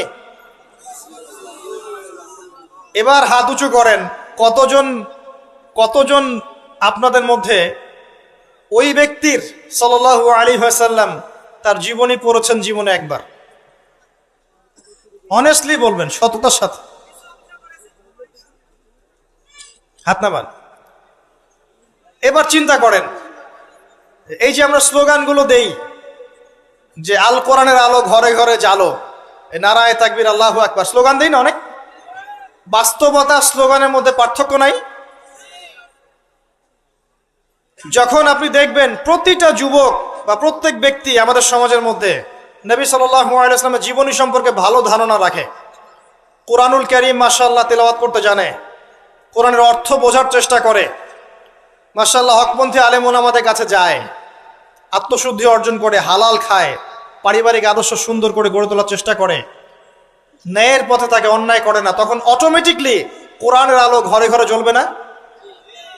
তাহলে মূল কাজটা কি আইওয়াশ এবং শোডাউন করা, না মূল কাজ করা? মূল কাজটা কি? আমরা কিন্তু মূল কাজটা করতে যাচ্ছি না, বা মূল কাজটাকে আমরা ততটা গুরুত্ব দিচ্ছি না যতটা যৌগিক বিষয়গুলোকে গুরুত্ব দিচ্ছি। আর এই কারণে দীর্ঘদিন থেকে দেখছি যে উম্মার অবস্থা মোটামুটি অপরিবর্তনীয় আছে, বরং দিন দিন ডে বাই ডে আস্তে আস্তে অধঃপতন হচ্ছে। আপনি হয়তো প্রশ্ন করতে পারেন আমার দিকে আঙ্গুল তাক করে, কে বললো আপনাকে অধঃপতন হচ্ছে? আমরা তো দেখছি উন্নতি, অগ্রগতি আর প্রগতি। আমি বিনয়ের সাথে বলবো আর 10টা থেকে 20টা বছর অপেক্ষা করেন। 5 বছর আগে বিনয়ের সাথে বলেছিলাম যে 10 বছর অপেক্ষা করেন, কাগজের টাকা বলে কিছু থাকবে না। আস্তে আস্তে সোসাইটি ওইদিকে যাবে, এবং এগুলো কোনোটাই অ্যাক্সিডেন্টলি অটোমেটিকলি হচ্ছে না, এর পিছনে একটা মাস্টার মাইন্ড কাজ করছে। পুরো বিশ্বের পিছনে একটা মাস্টার মাইন্ড কাজ করছে। একটা সভ্যতা চাচ্ছে সারা বিশ্বের মানুষ ওর দাস হয়ে থাক, এবং তাদের এক একটা এজেন্ডা আস্তে আস্তে বাস্তবায়িত হচ্ছে। এবং মাশাআল্লাহ আমরাও হালুয়া রুটি এবং সামাই খাচ্ছি, মাশাআল্লাহ আমরাও খাচ্ছি খোরমা, জিলাপি, হালুয়া রুটি, সামাই, এগুলো আমরাও খেয়ে যাচ্ছি মাশাআল্লাহ। আল্লাহ পাক আমাদের হৃদয়ের চোখগুলো যেন খুলে দেন, আল্লাহুম্মা আমিন। ক্যাশলেস সোসাইটি চায় তারা, ক্যাশলেস সোসাইটি, মানে সোসাইটির মধ্যে কোনো ক্যাশ থাকবে না, ডিজিট থাকবে, খালি ডিজিট। খালি কলা কিনবেন, আপনি 40 ডিজিট পাস করে দিবেন, এন্ড কলাওয়ালা 40 ডিজিট পেল, ওর দরকার এখন ধরেন মাছ, ও 40 ডিজিটের মাছ কিনবে। মাছওয়ালার দরকার মনে করেন চাল, ও 40 ডিজিটের চাল কিনবে। ডিজিট ঘুরবে, খালি সংখ্যা খালি ঘুরতে থাকবে হাত থেকে হাত। এমন একটা মানি আপনাদেরকে দিবে, এমন একটা মুদ্রা দিবে আপনাদেরকে, যে মুদ্রা ধরতেও পারবেন না, পকেটেও রাখতে পারবেন না। এখন তো ধরতে পারেন, পকেটে রাখতে পারেন, একটা সময় আসবে মুদ্রা ধরতেও পারবেন না, পকেটেও রাখতে পারবেন না। এবং এগুলোর মান তারা নিয়ন্ত্রণ করবে। যখন দেখবে যে আপনার মধ্যে তাওহীদ বেশি আছে, ইসলামের চেতনা বেশি আছে, দ্বীনের ফিকির বেশি, ইসলাম ইসলাম করছেন, আপনার মান কমে যাবে টাকা। যদি দেখে আপনার মধ্যে দাসত্ব আছে, ওরা যা বলছে আপনি সামি'না ওয়া আতা'না বলছেন, ইয়েস স্যার করছেন, আপনি উন্নতি, অগ্রগতি, প্রগতি পাবেন। হ্যাঁ, যারা এগুলো লঞ্চ করছে তারা আবার তাদের সম্পত্তিগুলোকে গোল্ড এবং সিলভারে কনভার্ট করছে অলরেডি। দেখেন বড় বড় ওদের ব্যাংকগুলোকে দেখেন, সব গোল্ড এবং সিলভারে কনভার্ট করছে। ওই ইসরায়েলের দিকে তাকিয়ে দেখেন, ও তার সমস্ত সম্পত্তিগুলোকে, বেশিরভাগ সম্পত্তিগুলোকেই সাস্টেইনেবল গোল্ডের কনভার্ট করছে। ও আমাদের মতো বোকা নয়। শোনেন কেমন বোকা নয়, বিগত 70 বছরে মুসলিমদের নাকের ডগার উপরে বসে 4টা যুদ্ধে মুসলিমদেরকে পরাজিত করে দিয়েছে ইসরায়েল। বিগত 70 বছরে ওরা প্রথমে ব্রিটেন, তারপরে আমেরিকার হাত ধরে বিশ্বের এমন একটা জায়গায় এসেছে যে এই জায়গা থেকে তারা বিশ্বের পলিটিক্স, ইকোনমিক্স, মিডিয়া, প্রযুক্তি, ফাইন্যান্স সব নিয়ন্ত্রণ করার শক্তি অর্জন করেছে অলরেডি। আপনি ভাবছেন করবে? অনেকে মনে করে এটা ভবিষ্যৎ বক্তা মনে হয়। আমি বলছি যে বর্তমান সম্পর্কে আপনি খবর রাখেন না বলেই বর্তমানকে আপনার ভবিষ্যৎ মনে হচ্ছে। এটা বর্তমান, এটা ভবিষ্যৎ না। ভবিষ্যতে তো সে সারা বিশ্বকে রুল করবে ইনশাআল্লাহ তাআলা, না হলে তো সে মাসিহুদ দাজ্জালের ফলোয়ারই হতে পারবে না। আর দাজ্জাল তো সারা বিশ্বকে শাসন করবে এবং তাকে ফলো করবে জিউসরাই। তবে হ্যাঁ, এটা আমরা জানি কোরআন এবং হাদিস থেকে আলহামদুলিল্লাহ যে ওদের এই দমন, পীড়ন, জুলুম এবং শাসনটা চিরস্থায়ী হবে না ইনশাআল্লাহ। এটা একটা সাময়িক সময় জুড়ে থাকবে, এরপরে আল্লাহ পাক পৃথিবী থেকে এটাকে সরিয়ে দিবেন ইনশাআল্লাহ। কিভাবে সরাবেন? ওই যে লোহিত সাগরে আল্লাহ পাক যেমন করে বনু ইসরায়েলকে ধাওয়া করছিল ফেরাউনের বাহিনী, মনে আছে? লোহিত সাগরে আল্লাহ পাক ফেরাউনের বাহিনীকে একত্রিত করেছেন, ডুবিয়ে দিয়েছেন, দেন নাই? আল্লাহ পাক সেম সুন্নাহ অ্যাপ্লাই করেছেন প্যালেস্টাইনের ক্ষেত্রে। আল্লাহ পাক সমস্ত জালেমদেরকে ওখানে একত্রিত করেছেন ধ্বংস করার জন্য। সেম সুন্নাহ, এটা হবে ইনশাআল্লাহ আযজা ওয়া জাল। আমরা জানি এটা সরে যাবে পৃথিবী থেকে, তারপরে এমন একটা যুগ আসবে যে যুগে ইনশাআল্লাহ আযজা ওয়া জাল একজন নবী সারা বিশ্ব পরিচালনা করবেন। একজন নবী, তার নামে ঈসা ইবনে মারইয়াম, এবং তার অনেক আগেই আমাদের ইমাম আল মাহদি তিনি ইন্তেকাল করবেন। মনে রাখবেন, শেষ জামানার সবচেয়ে ভাইটাল চরিত্র ইমাম মাহদি নয়, শেষ জামানার সবচেয়ে ভাইটাল চরিত্র হচ্ছে ঈসা ইবনে মারইয়াম। ঈসা ইবনে মারইয়াম সবচেয়ে ভাইটাল চরিত্র, কারণ তিনি জেরুজালেম থেকে সারা ওয়ার্ল্ডে ইসলামী খেলাফা কায়েম করেন এবং 40 বছর, এই 40 সংখ্যা এক্স্যাক্টলি 40 না আরো বেশি আল্লাহ ভালো জানেন, পৃথিবী জুড়ে ইসলামের অনুশাসন বজায় থাকবে ইনশাআল্লাহ। একটা কাঁচা বাড়ি, একটা পাকা বাড়ি আপনি পাবেন না যেখানে আল্লাহর কালিমা প্রবেশ করবে না, জুলুম বলে কিছু থাকবে না ইনশাআল্লাহ। যা দেখছেন আপনি এখন ওয়ার্ল্ড ওয়াইড যে দাপট, দেখে মনে হচ্ছে বিশ্ব এদের কোনো অস্তিত্বই বিশ্বে থাকবে না। এখন সারা বিশ্ব থেকে তাকিয়ে আপনার কাছে মনে হচ্ছে মাশাআল্লাহ, NATO, United Nations, world bank, এইটা সেটা, বিশ্ব যে কি হচ্ছে সারাদিন। শুক্র গ্রহ আমার, একজন বলছে না শুক্র গ্রহ আমার, একজন মিসাইল তৈরি করছে, আর একজন প্রতিরক্ষা ব্যবস্থা করছে। ওয়ার্ল্ড অ্যাফেয়ার্স পড়লে মনে হয় যে ওয়ার্ল্ডটা এদেরই, কিন্তু আল্লাহ রাসূল সাল্লাল্লাহু আলাইহি ওয়াসাল্লাম বলছেন যে বিশ্বটা আস্তে আস্তে আস্তে আস্তে তার ধ্বংসের দিকে যাচ্ছে, এইটা চিরস্থায়ী হবে না, এবং একে অপরের সাথে কলিউশন করে এরা শেষ হয়ে যাবে। মুসলিমদের উপর দমন পীড়ন যেমন বাড়বে, ঠিক একইভাবে আল্লাহ রাব্বুল আলামিন মুহাম্মদ সাল্লাল্লাহু আলাইহি ওয়াসাল্লামের বংশধরদের মধ্য থেকে একজন ইমামকে বের করে নিয়ে আসবেন। তিনি ইনশাআল্লাহ আযজা ওয়া জাল মুসলিমদেরকে নিয়ে এই জুলুমের বিরুদ্ধে দাঁড়িয়ে যাবেন। পরে যখন মাসিহুদ দাজ্জাল বের হবে, তাকে তিনি হত্যা করতে পারবেন না, কারণ তাকে এত বেশি ক্ষমতা দেওয়া হবে যে মুসলিমরা তার সাথে পেরে উঠবে না। তখন আল্লাহ পাক ঈসা ইবনে মারইয়ামকে পাঠাবেন, সবচেয়ে ভাইটাল ক্যারেক্টার, এবং তিনি এই প্যালেস্টাইনের বাবে লুদ নামক জায়গায় মাসিহুদ দাজ্জালকে হত্যা করবেন ইনশাআল্লাহ আযজা ওয়া জাল। আমাদেরকে বিশ্ব নেতারা এখন বোঝায় যে বিশ্বের শেষ নাই, এই পৃথিবী জয় করার পর আমরা মঙ্গলে গিয়ে থাকবো, তারপর শুক্রে, তারপর শনিতে, তারপর বৃহস্পতিতে, তাই না? মাইন্ডসেটটা এমন তৈরি করেছে না? কিন্তু বাস্তবতা হচ্ছে এই মহাবিশ্বই ধ্বংস হয়ে যাবে। এই পৃথিবী তো ধ্বংস হবেই, মহাবিশ্ব ধ্বংস হয়ে যাবে। তবে পৃথিবী ধ্বংসের আগে আল্লাহ পাক ঈসা ইবনে মারইয়ামের হাতে সারা বিশ্বে ইসলামী খেলাফা কায়েম করবেন ইনশাআল্লাহ। মাঝখানে একটা সময় আপনাকে পার করতে হবে। কত বছর? ননসেন্স প্রশ্ন, যে ভাই কত বছর, 100, 200, 500, আল্লাহ ভালো জানেন, আমরা জানি না এবং জানার কথাও না। কেউ যদি বলে এত সাল, সে নিশ্চিত কাযযাব, একজন মিথ্যাবাদী, এবং এটা একটা অহেতুক কথা। এত সাল, এত বছর পর, এটা আমরা বলতে পারবো না, কিন্তু এতটুকু বলতে পারবো যে পৃথিবী চিরদিন এভাবে থাকবে না। ওয়ার্ল্ডে এখন যা দেখছেন এগুলো চিরস্থায়ী হবে না। আস্তে আস্তে আস্তে আস্তে রাত যত গভীর হবে, ভোর তত কাছাকাছি আসবে, এবং এই পুরো বৈশ্বিক জুলুম ফাসাদ, আপনার জেনা, আপনার পর্নোগ্রাফি, আপনার মাদক, সুদ, জুলুম অত্যাচারের মধ্যেও দেখবেন প্রত্যেকটা জায়গায় জায়গায় আল্লাহ পাক কিছু না কিছু আল্লাহর বান্দাকে রেখে দিবেন, এবং আমার বিশ্বাস তাদের বেশিরভাগই হবে যুবক শ্রেণী।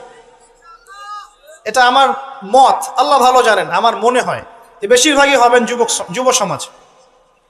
এবং আমার কাছে একটা দলিল আছে কেন মনে হয়, কারণ আসহাবুল কাহফ যারা ছিলেন তারা যুবক ছিলেন।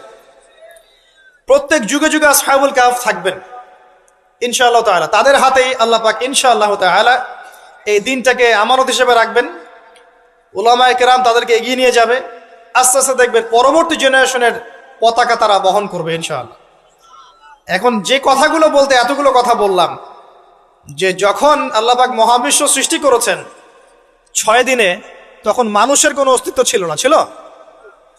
কোনো অস্তিত্ব ছিল না, মানুষের অস্তিত্বই ছিল না। সূরা দাহর পড়েন 1 নম্বর আয়াত, আল্লাহ পাক বলছেন হাল আতা আলাল ইনসান হিনুম মিনাদ দাহরি লাম ইয়াকুন শাইআম মাযকুরা।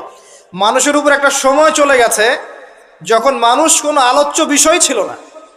এখন সারা ওয়ার্ল্ডের দিকে তাকালে মনে হয় যে মানুষই সবকিছু, তাই না? অথচ মানুষের বাইরে যে একটা জাতি আছে, জিন জাতি, এটাকে বিশ্বাসই করে না মানুষ। মানুষের আশপাশে ঘুরছে ফেরেশতারা, মানুষ বিশ্বাসই করে না।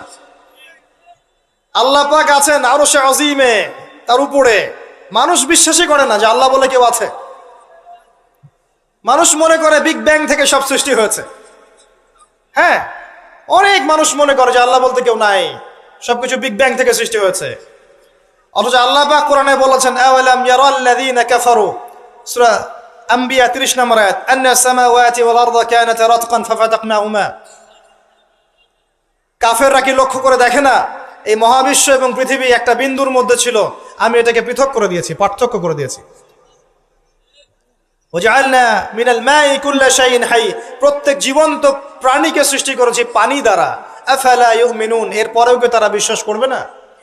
যারা সায়েন্সের ছাত্র, নিউক্লিয়াস সম্পর্কে পড়ে দেখেন, সাইটোপ্লাজম সম্পর্কে পড়ে দেখেন, ওখানে কতটুকু পানি আছে, কত অংশ পানি আছে। আল কোরআন বৈজ্ঞানিক, সম্পূর্ণ বৈজ্ঞানিক, কিন্তু বিজ্ঞান কোরআনিক হতেই হবে জরুরি না। বিজ্ঞানের কোনটা সত্য কোনটা মিথ্যা এটা কোরআন দিয়ে মানদণ্ড হিসেবে যাচাই করা যাবে। কোরআনের কোনটা সত্য কোনটা মিথ্যা এটা বিজ্ঞান দিয়ে যাচাই করা যাবে না।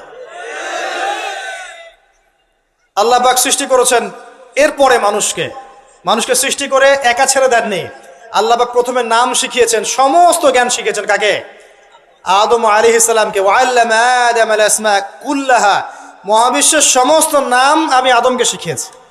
সুবহানাল্লাহ। আমাদের পিতা আদম আলাইহিস সালামের ডিএনএ এর মধ্যে জ্ঞান ছিল, সমস্ত জ্ঞান ছিল যা আল্লাহ পাক শিখিয়েছেন। বাই ডিএনএ আমাদের মধ্যে জ্ঞানগুলো এসেছে, এমনি এমনি আসেনি। মানুষ একটা বুদ্ধিবৃত্তিক প্রাণী না?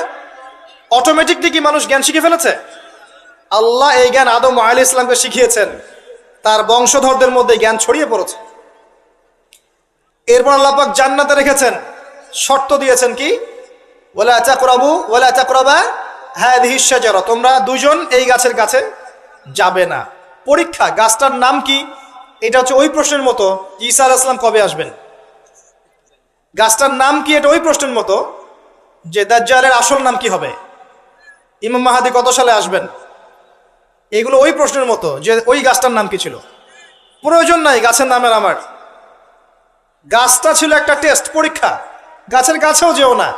চলে গেলেন, কার প্ররোচনা চলে গেলেন? ইবলিস। তার নাম কি? ইবলিস। আচ্ছা, ইবলিস আমল করতো না? ইবলিস ফেরেশতাদের সর্দার ছিল না? কি কারণে আল্লাহ পাক তাকে বহিষ্কার করলেন? অহংকার, রাইট। আবা ওয়াস্তাকবার, সিজদা করি নাই। খলাকতানি মিন নার ওয়া খলাকতাহু মিন তিন, আমাকে সৃষ্টি করেছেন কি দিয়ে? আগুন। তাকে সৃষ্টি করেছেন মাটি। এটাকে বলে আত্ম অহংকার, ইগো।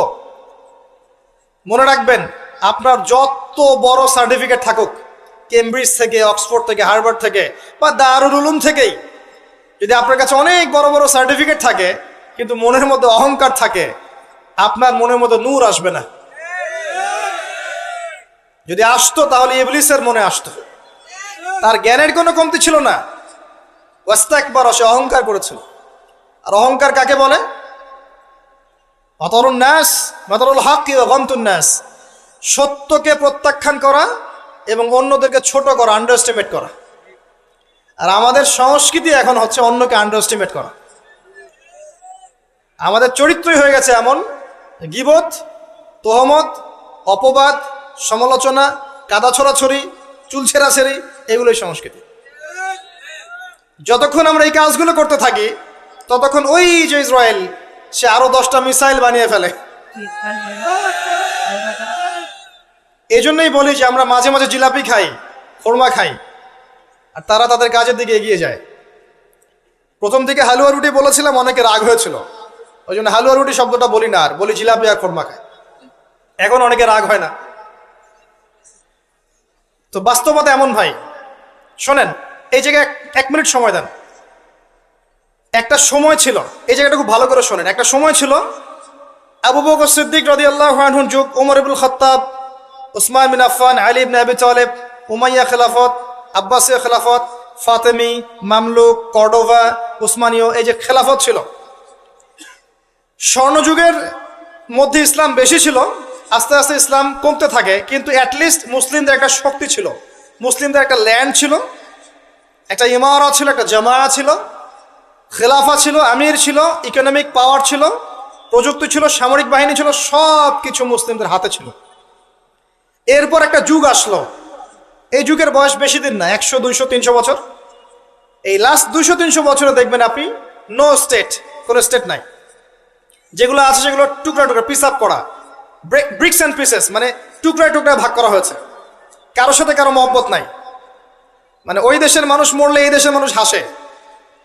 এখানে আঘাত আসলে ওরা বলে যে আমি তো বাংলাদেশি না, তো বাংলাদেশের ব্যাপারে আমার নাক গলানোর দরকার নাই। তারপরে যদি সিরিয়ায় কেউ বোম মারে, পাকিস্তানের কেউ বলে ওরা তো সিরিয়ার মানুষ, আমাদের সাথে কি সম্পর্ক। প্যালেস্টাইনে কেউ মা বোনদের ইজ্জত নিলে ইরাকের মানুষ বলে যে ওরা তো প্যালেস্টাইনের, আমরা তো ইরাকের। ইউনাইটেড কোনো ফর্ম নাই, প্রথম কথা। না কোনো ইউনাইটেড নেশন, না কোনো খেলাফা, না আমির, না সবার মাঝে একটা হৃদ্যতা, না ইকোনমিক কোনো বেস, না স্বতন্ত্র মিডিয়া প্রযুক্তি, স্বতন্ত্র সিস্টেম, স্বতন্ত্র political system, economic system, media, প্রযুক্তি, আপনার সমরাস্ত্র, ওভারঅল যে বিষয়গুলো আমাদের ছিল স্বর্ণযুগে, এগুলো লাস্ট 200-300 বছরে অনেকটা কমে গেছে।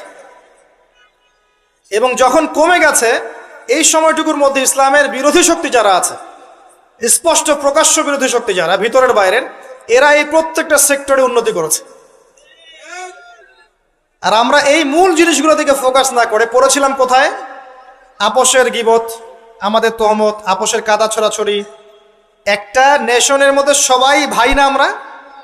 একটা নেশন, মানে একটা নেশনে কি থাকে?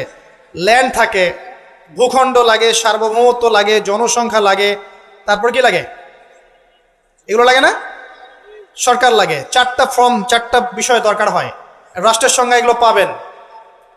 ওভারঅল দেখবেন গভর্নমেন্ট থাকবে, প্রশাসন থাকবে, জনগণ থাকবে, আলেমোলামা থাকবে, যুব সমাজ থাকবে, তরুণ প্রজন্ম থাকবে, যুবতীরা থাকবে, বাচ্চা কাচ্চা থাকবে। এই হচ্ছে আপনার প্রজন্ম, একটা নেশন। এই নেশনের সবাই আমরা একে অপরের ভাই নই? আমরা সবাই এক জাতি না? নাকি সবাই সবাই শত্রু? আমরা কি কেউ কারো শত্রু? আমরা সবাই সবাই ভাই না? আমরা সবাই কিন্তু একটা জাতি। খেয়াল করে দেখেন এখন এই এক জাতির কনসেপ্টটার মধ্যে কত ভাটা পড়েছে। এক ধর্মনেতা আর এক ধর্মনেতাকে দেখতে পারে না, এক বক্তা আর এক বক্তার সমালোচনা না করলে ভাত হজম হয় না, এক ভাই একটা দল করে, আরেক ভাই আরেকটা দল করে, এই ভাই এই ভাইয়ের ক্ষতি না করতে পারলে ঘুম হয় না। আমরা কি আপোষেই লড়াই করছি না? আমরা কি একে অপরের সাথে লড়াই করে সময় নষ্ট করছি না? পক্ষান্তরে আমাদের স্পষ্ট যারা শত্রু দেখেন ওয়ার্ল্ড ওয়াইড, তারা কি একত্রিত হয়ে আমাদের বিরুদ্ধে নাই? এই সহজ বাংলা কথাটা আমাদের বুঝে কেন আসে না যে আমরা সবাই এক, আমরা সবাই মুসলিম, এটাই আমাদের মৌলিক পরিচয়। আমরা সবাই মুসলিম, এটা আমাদের মৌলিক পরিচয়। আমাদের মধ্যে আল্লাহ পাক কাউকে কর্তৃত্ব দিয়েছেন, কাউকে অধীনস্থ করেছেন, কাউকে আল্লাহ পাক ইলম দিয়েছেন, জ্ঞানের শরীয়তের কাউকে দেন নাই, কাউকে তরুণ বানিয়েছেন, কাউকে তরুণী বানিয়েছেন, কাউকে বৃদ্ধ বানিয়েছেন, কাউকে যুবক বানিয়েছেন। কেউ ঘর সামলাচ্ছে, কেউ সমাজ সামলাচ্ছে, কেউ অর্থনীতি সামলাচ্ছে, কেউ রাষ্ট্র সামলাচ্ছে। সবাইকে আমরা একে অপরের ভাই নই? নাকি আমরা সবাই একে অপরের শত্রু? আমরা কি করেছি? আপোষে, লড়াইয়ে, সমালোচনায়, ইখতিলাফে, গীবতে, তহমতে এতটা সময় পার করেছি যে এই সময়টুকুর মধ্যে ওরা অনেক দূর এগিয়ে গেছে, এবং এই এগিয়ে যাওয়াটা ওদের আরো বাড়তে থাকবে। কারণ কিছু পাপের শাস্তি আমাদেরকে পেতে হবে দুনিয়ায়, কিছু ভুলের শাস্তি আমাদেরকে দুনিয়ায় পেতে হবে ইনশাল্লাহ। এরপর একটা প্রজন্ম আসবে যারা এই ভুলগুলো করবে না ইনশাল্লাহ। বিশ্বাস করেন, এরপরে ইনশাল্লাহ এমন কোন প্রজন্ম আসবে, ইস্তাবদিল কওমান গায়রাকুম। আল্লাহ পাক বলেছেন, তোমরা যদি দায়িত্ব পালন না করো, তোমাদেরকে আমি সরিয়ে দিয়ে নতুন সম্প্রদায়কে নিয়ে আসবো। সুম্মা লা ইয়াকুনু আমসালাকুম, তারা তোমাদের মতো হবে না। আল্লাহ পাক এরপরে এমন জেনারেশন নিয়ে আসবেন ইনশাআল্লাহ, দেখবেন তারা সবাই তাওহীদপন্থী হবে, তারা সুন্নতপন্থী হবে, তারা হালাল খাবে, হারামে যাবে না, তারা পারিবারিক আদর্শ ঠিক রাখবে ইনশাআল্লাহ। তাদের যুব সমাজকে দেখবেন আল্লাহর জন্য নিজের জীবন কোরবানি করার জন্য প্রস্তুত থাকবে। দেখবেন তাদের তরুণদের সাথে প্রবীণদের একটা সুন্দর সমন্বয় থাকবে। তরুণ থেকে নেতৃত্ব দেবে প্রবীণরা, দেখবেন তরুণরা এগিয়ে যাবে। দেখবেন তারা ছোট ছোট বাচ্চারা এক একটা ডিনামাইট হয়ে গড়ে উঠবে ইনশাল্লাহ। অপেক্ষা করতে থাকেন, সময় আসবে এক সময় ইনশাআল্লাহ, হতাশ হবেন না। মাঝখানের এই সময়টুকুতে প্রথম কাজ হচ্ছে পরিস্থিতি বোঝা, মৌলিক কাজগুলোর দিকে ফোকাস করা, এবং যে কাজগুলো মৌলিক নয়, গৌণ কাজ, এগুলোর দিকে বেশি ফোকাস না করা, মূল কাজের দিকে ফোকাস করা। মূল কাজ হচ্ছে সবাই আমরা ভাই ভাই, আপোষে ঐক্যবদ্ধ থাকতে হবে। বা ঐক্যবদ্ধ থাকার জন্য সবাইকে নতুন দল খোলার দরকার নাই, খালি মন থেকে বিশ্বাস করে নেন যে সে আমার ভাই, ব্যাস। খালি মন থেকে মনে করে নেন যে সবাই আমার ভাই, দেখবেন মনের মধ্যে ঐক্য হয়ে গেছে। ঐক্যটা মনের ব্যাপার, ঐক্যটা মনের ব্যাপার, এটা কিন্তু ফিজিক্যাল বিষয় নয়। মন থেকে বিশ্বাস করে নেন যে আমরা যারা তাওহীদপন্থী আছে, মুসলিম আছে বাংলাদেশের, সবাই আমরা ভাই। এমনকি বিশ্বের যারা আছে, যারা নির্যাতিত নিপীড়িত, ওরা আমার উম্মার বাইরে কেউ না, ওরা আমার উম্মারে অন্তর্ভুক্ত।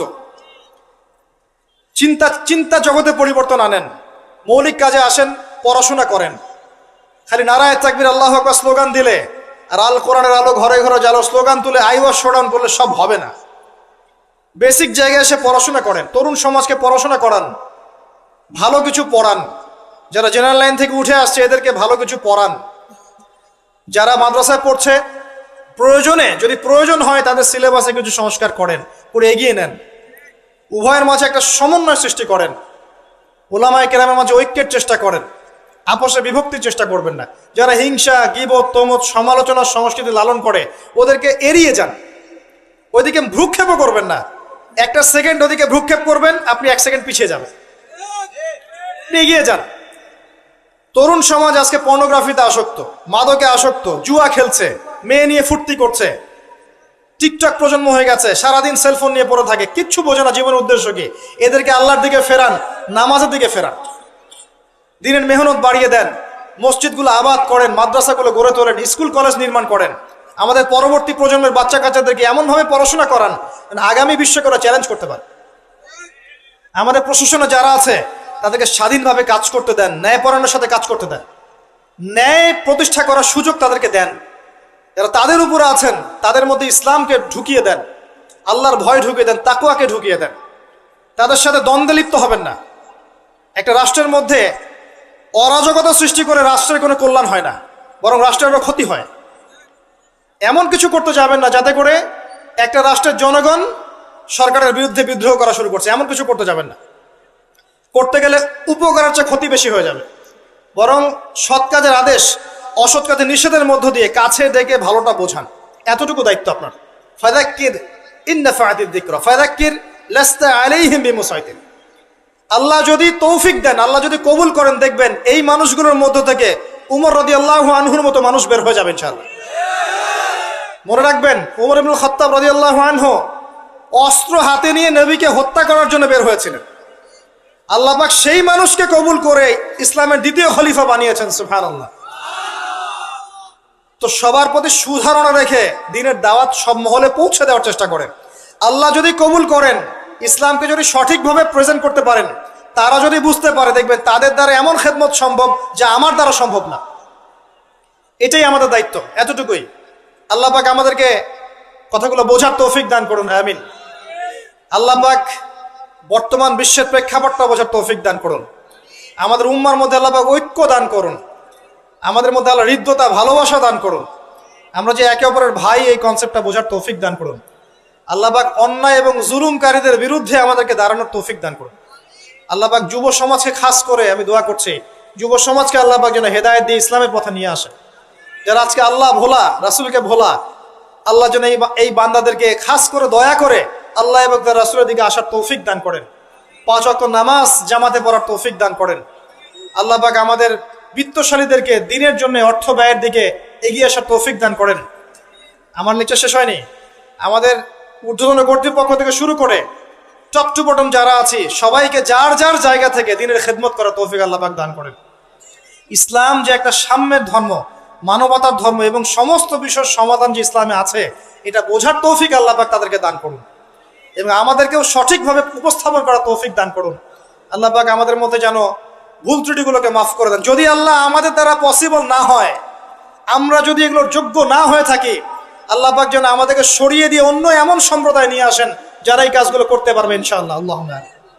তারপরেও আমরা চাই আল্লাহর জমিনে আল্লাহর দিনটা যেন বিজয় হয়। আল্লাহুম্মা আমিন।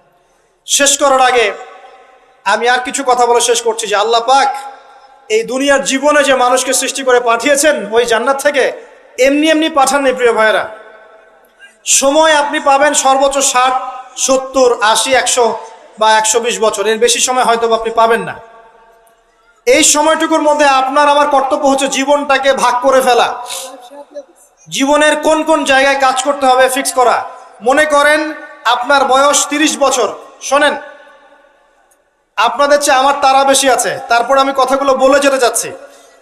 মনে করেন আপনার বয়স 30 বছর, রাত্রে ঠান্ডা মাথায় চিন্তা করেন এই 30 বছরে আপনি কি কি পাপ করেছেন, কাগজে কলমে লিখে ফেলেন। আপনি অনেকগুলো পাপ খুঁজে পাবেন। এই পাপকে 2 ভাগে ভাগ করেন, একটা পাপ আল্লাহর সাথে সম্পৃক্ত, একটা বান্দার সাথে সম্পৃক্ত। যেগুলো আল্লাহর সাথে সম্পৃক্ত, খালি 2 রাকাত নামাজ পড়ে আল্লাহকে বলেন, আল্লাহ না বুঝে না জেনে শয়তানের প্ররোচনায় পড়ে আল্লাহ জীবনে ভুল করেছেন, আল্লাহ ওয়াদা করছে আজকের পর থেকে কখনোই পাপে লিপ্ত হব না। পড়বেন আস্তাগফিরুল্লাহাল্লাযী লা ইলাহা ইল্লা হুয়াল হাইয়ুল কাইয়্যুম ওয়া আতুবু ইলাইহি, এবং সাইয়্যিদুল ইস্তিগফার। আপনি বিশ্বাস রাখেন আল্লাহ পাক আপনার সমস্ত গুনাহকে নেকি দিয়ে পরিবর্তন করতে পারেন। আর কিছু পাপ থাকবে মানুষের সাথে সম্পৃক্ত, কারো গীবত করেছেন, কারো টাকা নিয়ে দেন নাই, কারো মাল আত্মসাৎ করেছেন, কাউকে গালি দিয়েছেন, এগুলো মানুষের সাথে সম্পৃক্ত। তাদের কাছে গিয়ে গিয়ে ক্ষমা চাইতে হবে। এরপর আপনি পাপ মুক্ত হলেন। বাকি জীবনটাকে ভাগ করে নেন, বছরকে মাসে ভাগ করেন, মাসকে দিনে ভাগ করেন। ওই যে শুরুতে যে সুন্নাহগুলোর কথা বললাম, 24 ঘন্টা দিন রাতকে সাজিয়ে ফেলেন, সময় নষ্ট করেন না। বাকি যতদিন বেঁচে থাকবেন ডেইলি সুন্নাহ পালন করেন, আদর্শ পরিবারটা গড়েন, হালাল খান, আপনার সন্তানদেরকে বড় করে তোলেন, সমাজের উপকার করেন, রাষ্ট্রের উপকার করেন, জনগণের কল্যাণে কাজ করেন, উম্মার কল্যাণে কাজ করেন। আপনার ক্ষুদ্র ক্ষুদ্র প্রচেষ্টা ইনশাল্লাহ দেখবেন আগামী দিনগুলোতে ইসলামের বড় বিজয় নিয়ে আসবে ইনশাল্লাহ। এর চেয়ে বেশি কনস্ট্রাকটিভ কোনো কথা বলার মতো জ্ঞানও আমার নাই। আমি ক্ষুদ্র জ্ঞানের মানুষ, আল্লাহ পাক যতটুকু বলার তৌফিক দান করেছেন বললাম। এর মধ্যে যদি ভুল ত্রুটি কিছু বলে থাকে এটা আমার পক্ষ থেকে, আর সঠিক বিষয়গুলো আল্লাহর পক্ষ থেকে। আকুলু কওলি হাযা আস্তাগফিরুল্লাহ লি ওয়া লাকুম ওয়া লিসাইরিল মুসলিমিন। বারাকাল্লাহু লানা ওয়া লাকুম বিল আয়াতিল হাকীম। ইন্নাহু তাআলা জাওয়াদুন কারীম ওয়া রাউফুর রহিম। সুবহানাকাল্লাহুম্মা ওয়া বিহামদিক আশহাদু আল্লা ইলাহা। বাংলাদেশ এটাও দেখলো যে গুটি কয়েক মানুষকে একেবারে সমূলে মিটিয়ে ফেলার জন্য এত কিছু করলেন, ওই মানুষগুলোই আপনাদেরকে দেশ ছাড়তে বাধ্য করল। সুবহানাল্লাহ, সুবহানাল্লাহ। দেখেন আমি কিছু চিন্তা করি মাঝে মাঝে, যেই শাহবাগ থেকে আপনারা নবীকে গালি দিয়েছেন, হ্যাঁ, যেই শাহবাগ থেকে নাস্তিকতার আন্দোলন হয়েছে, ওই শাহবাগ থেকে এবার আওয়াজ উঠেছে খেলাফত। যেই শাহবাগ থেকে কি হলো কয়দিন আগে ইসলামপন্থী হুজুরদেরকে, মানে দাড়ি টুপি বলা মানুষদেরকে বললেন যে এরা সমাজের শত্রু, এরা রাজাকার, এরা অমুক, এরা থমুক। ওখান থেকে ওই বিশ্ববিদ্যালয়গুলো থেকে শাহবাগ থেকে আওয়াজ উঠলো তুমি কে আমি কে, রাজাকার। দেখছেন আল্লাহ রাব্বুল আলামিনের কৌশল দেখছেন? মানে ফলাফল আসবেই, আল্লাহ রাব্বুল আলামিন একটু ডিলে করেন, বাস এতটুকুই। কয়েকটা ঘটনা এই পুরো অভ্যুত্থানের প্রেক্ষাপটটাই পরিবর্তন করে দিয়েছে। তার মধ্যে অন্যতম একটা ঘটনা হচ্ছে আমাদের প্রিয় ভাই আবু সাঈদ রাহিমাহুল্লাহ, তার এই আত্মত্যাগ। এর আগ পর্যন্ত এই ঘটনাটা সমস্ত মহলের হৃদয় কাড়ে নাই। আবু সাঈদের সেই বুক পেতে দেওয়ার যে ঘটনা, এই ঘটনাটা কিন্তু আল্লাহ পাকের কাছে এতই কবুল হয়েছে যে প্রত্যেকটা হৃদয়ের মধ্যে সেই ঘটনার একটা রেখাপাত অবশ্যই করেছে। এরপরেই কিন্তু এই বিদ্রোহের আগুনটা সব জায়গায় ছড়িয়ে পড়েছে। এর আগ পর্যন্ত আন্দোলনটা ছিল শুধুমাত্র একটা কোঠা আন্দোলন। তো যখন কোঠা আন্দোলন এভাবে নির্যাতনের নিপীড়নের শিকার হলো এবং আবু সাঈদের মতো কিছু ভাই যখন শহীদ হলেন, জুলুমের শিকার হলেন, জীবন দিলেন, তখন কিন্তু আস্তে আস্তে আন্দোলনটা আর কোঠা আন্দোলনে সীমাবদ্ধ থাকে না, এটা গণমানুষের আন্দোলনে রূপ নিয়েছিল। এবং আমরা দেখলাম যা হলো, এটা শুধু একদিনের চেপে রাখা ক্ষোভ থেকে এই ফলাফল আসে না। এর আগেও বিগত 15-20 বছর ধরে প্রত্যেকটা সেকশনে মানুষ নির্যাতিত হয়েছে। আমরা গুম হয়েছি, ওলামায়ে কেরাম প্রচণ্ড নির্যাতনের শিকার হয়েছেন, শাপলা চত্বরে ঘটনা ঘটেছে, আয়নাঘর ভর্তি হয়ে গেছে ওলামায়ে কেরাম দিয়ে। যতগুলো মানুষ বাইরে আছে হয়তোবা তার চেয়ে বেশি মানুষ জেলখানায় আর আয়নাঘরে থাকে। প্রেক্ষাপটটা এমন ছিল। আর অনেকে আমাকে রিকোয়েস্ট করেন যে ভাই সব ঘটনাগুলো শুনতে চায়। তো আসলে আমি ইন্ডিভিজুয়ালি বলি যে আমি আমাদের অন্যান্য ভাইদের যে কুরবানি দেখেছি, আমাদের অন্যান্য যে মাজলুম ভাইদের কুরবানি আমি দেখেছি, বিভিন্ন রাজনৈতিক মহলের, ধর্মীয় মহলের, ওলামায়ে কেরাম, আমাদের টিচার, আমাদের ওস্তাদ, হেফাজতে ইসলাম, শাপলা চত্বর, আমাদের কওমি অঙ্গনের ভাইরা, তাদের যে কুরবানি ত্যাগ, যা আমরা নিজেরা জানি, নিজের চোখে দেখেছি, এর তুলনায় মানে আমার বিষয়টা বলতে আমার লজ্জা লাগে। আমি লজ্জা পাই যে তাদের সামনে আমাদের কোরবানি আসলে কিছুই না, আবু সাঈদের সামনে আমাদের কোরবানি আসলে কিছুই না। তো এই জন্যে আমরা এই বিষয়গুলো নিয়ে বেশি নাড়াচাড়া করছি না। তবে এখন আলহামদুলিল্লাহ আল্লাহ পাকের পক্ষ থেকে সব স্পষ্ট হয়ে গেছে যে আসলেই বাস্তবতা কী ছিল। এই দীর্ঘদিনের চেপে থাকা এই যে ক্ষোভ, এই যে নির্মম অত্যাচার, জুলুম, নিপীড়ন, মানুষের চাপা একটা মাজলুমের কান্না, এগুলো কিন্তু এক পর্যায়ে বিস্ফোরণিত রূপ নিয়েছে। ওই রূপটাই হচ্ছে এখনকার অভ্যুত্থান পরবর্তী বাংলাদেশ, যেখানে আমরা ইউনিভার্সিটির ক্যাম্পাসের মসজিদে বসে এই কথাগুলো খোলামেলা বলতে পারছি আলহামদুলিল্লাহ।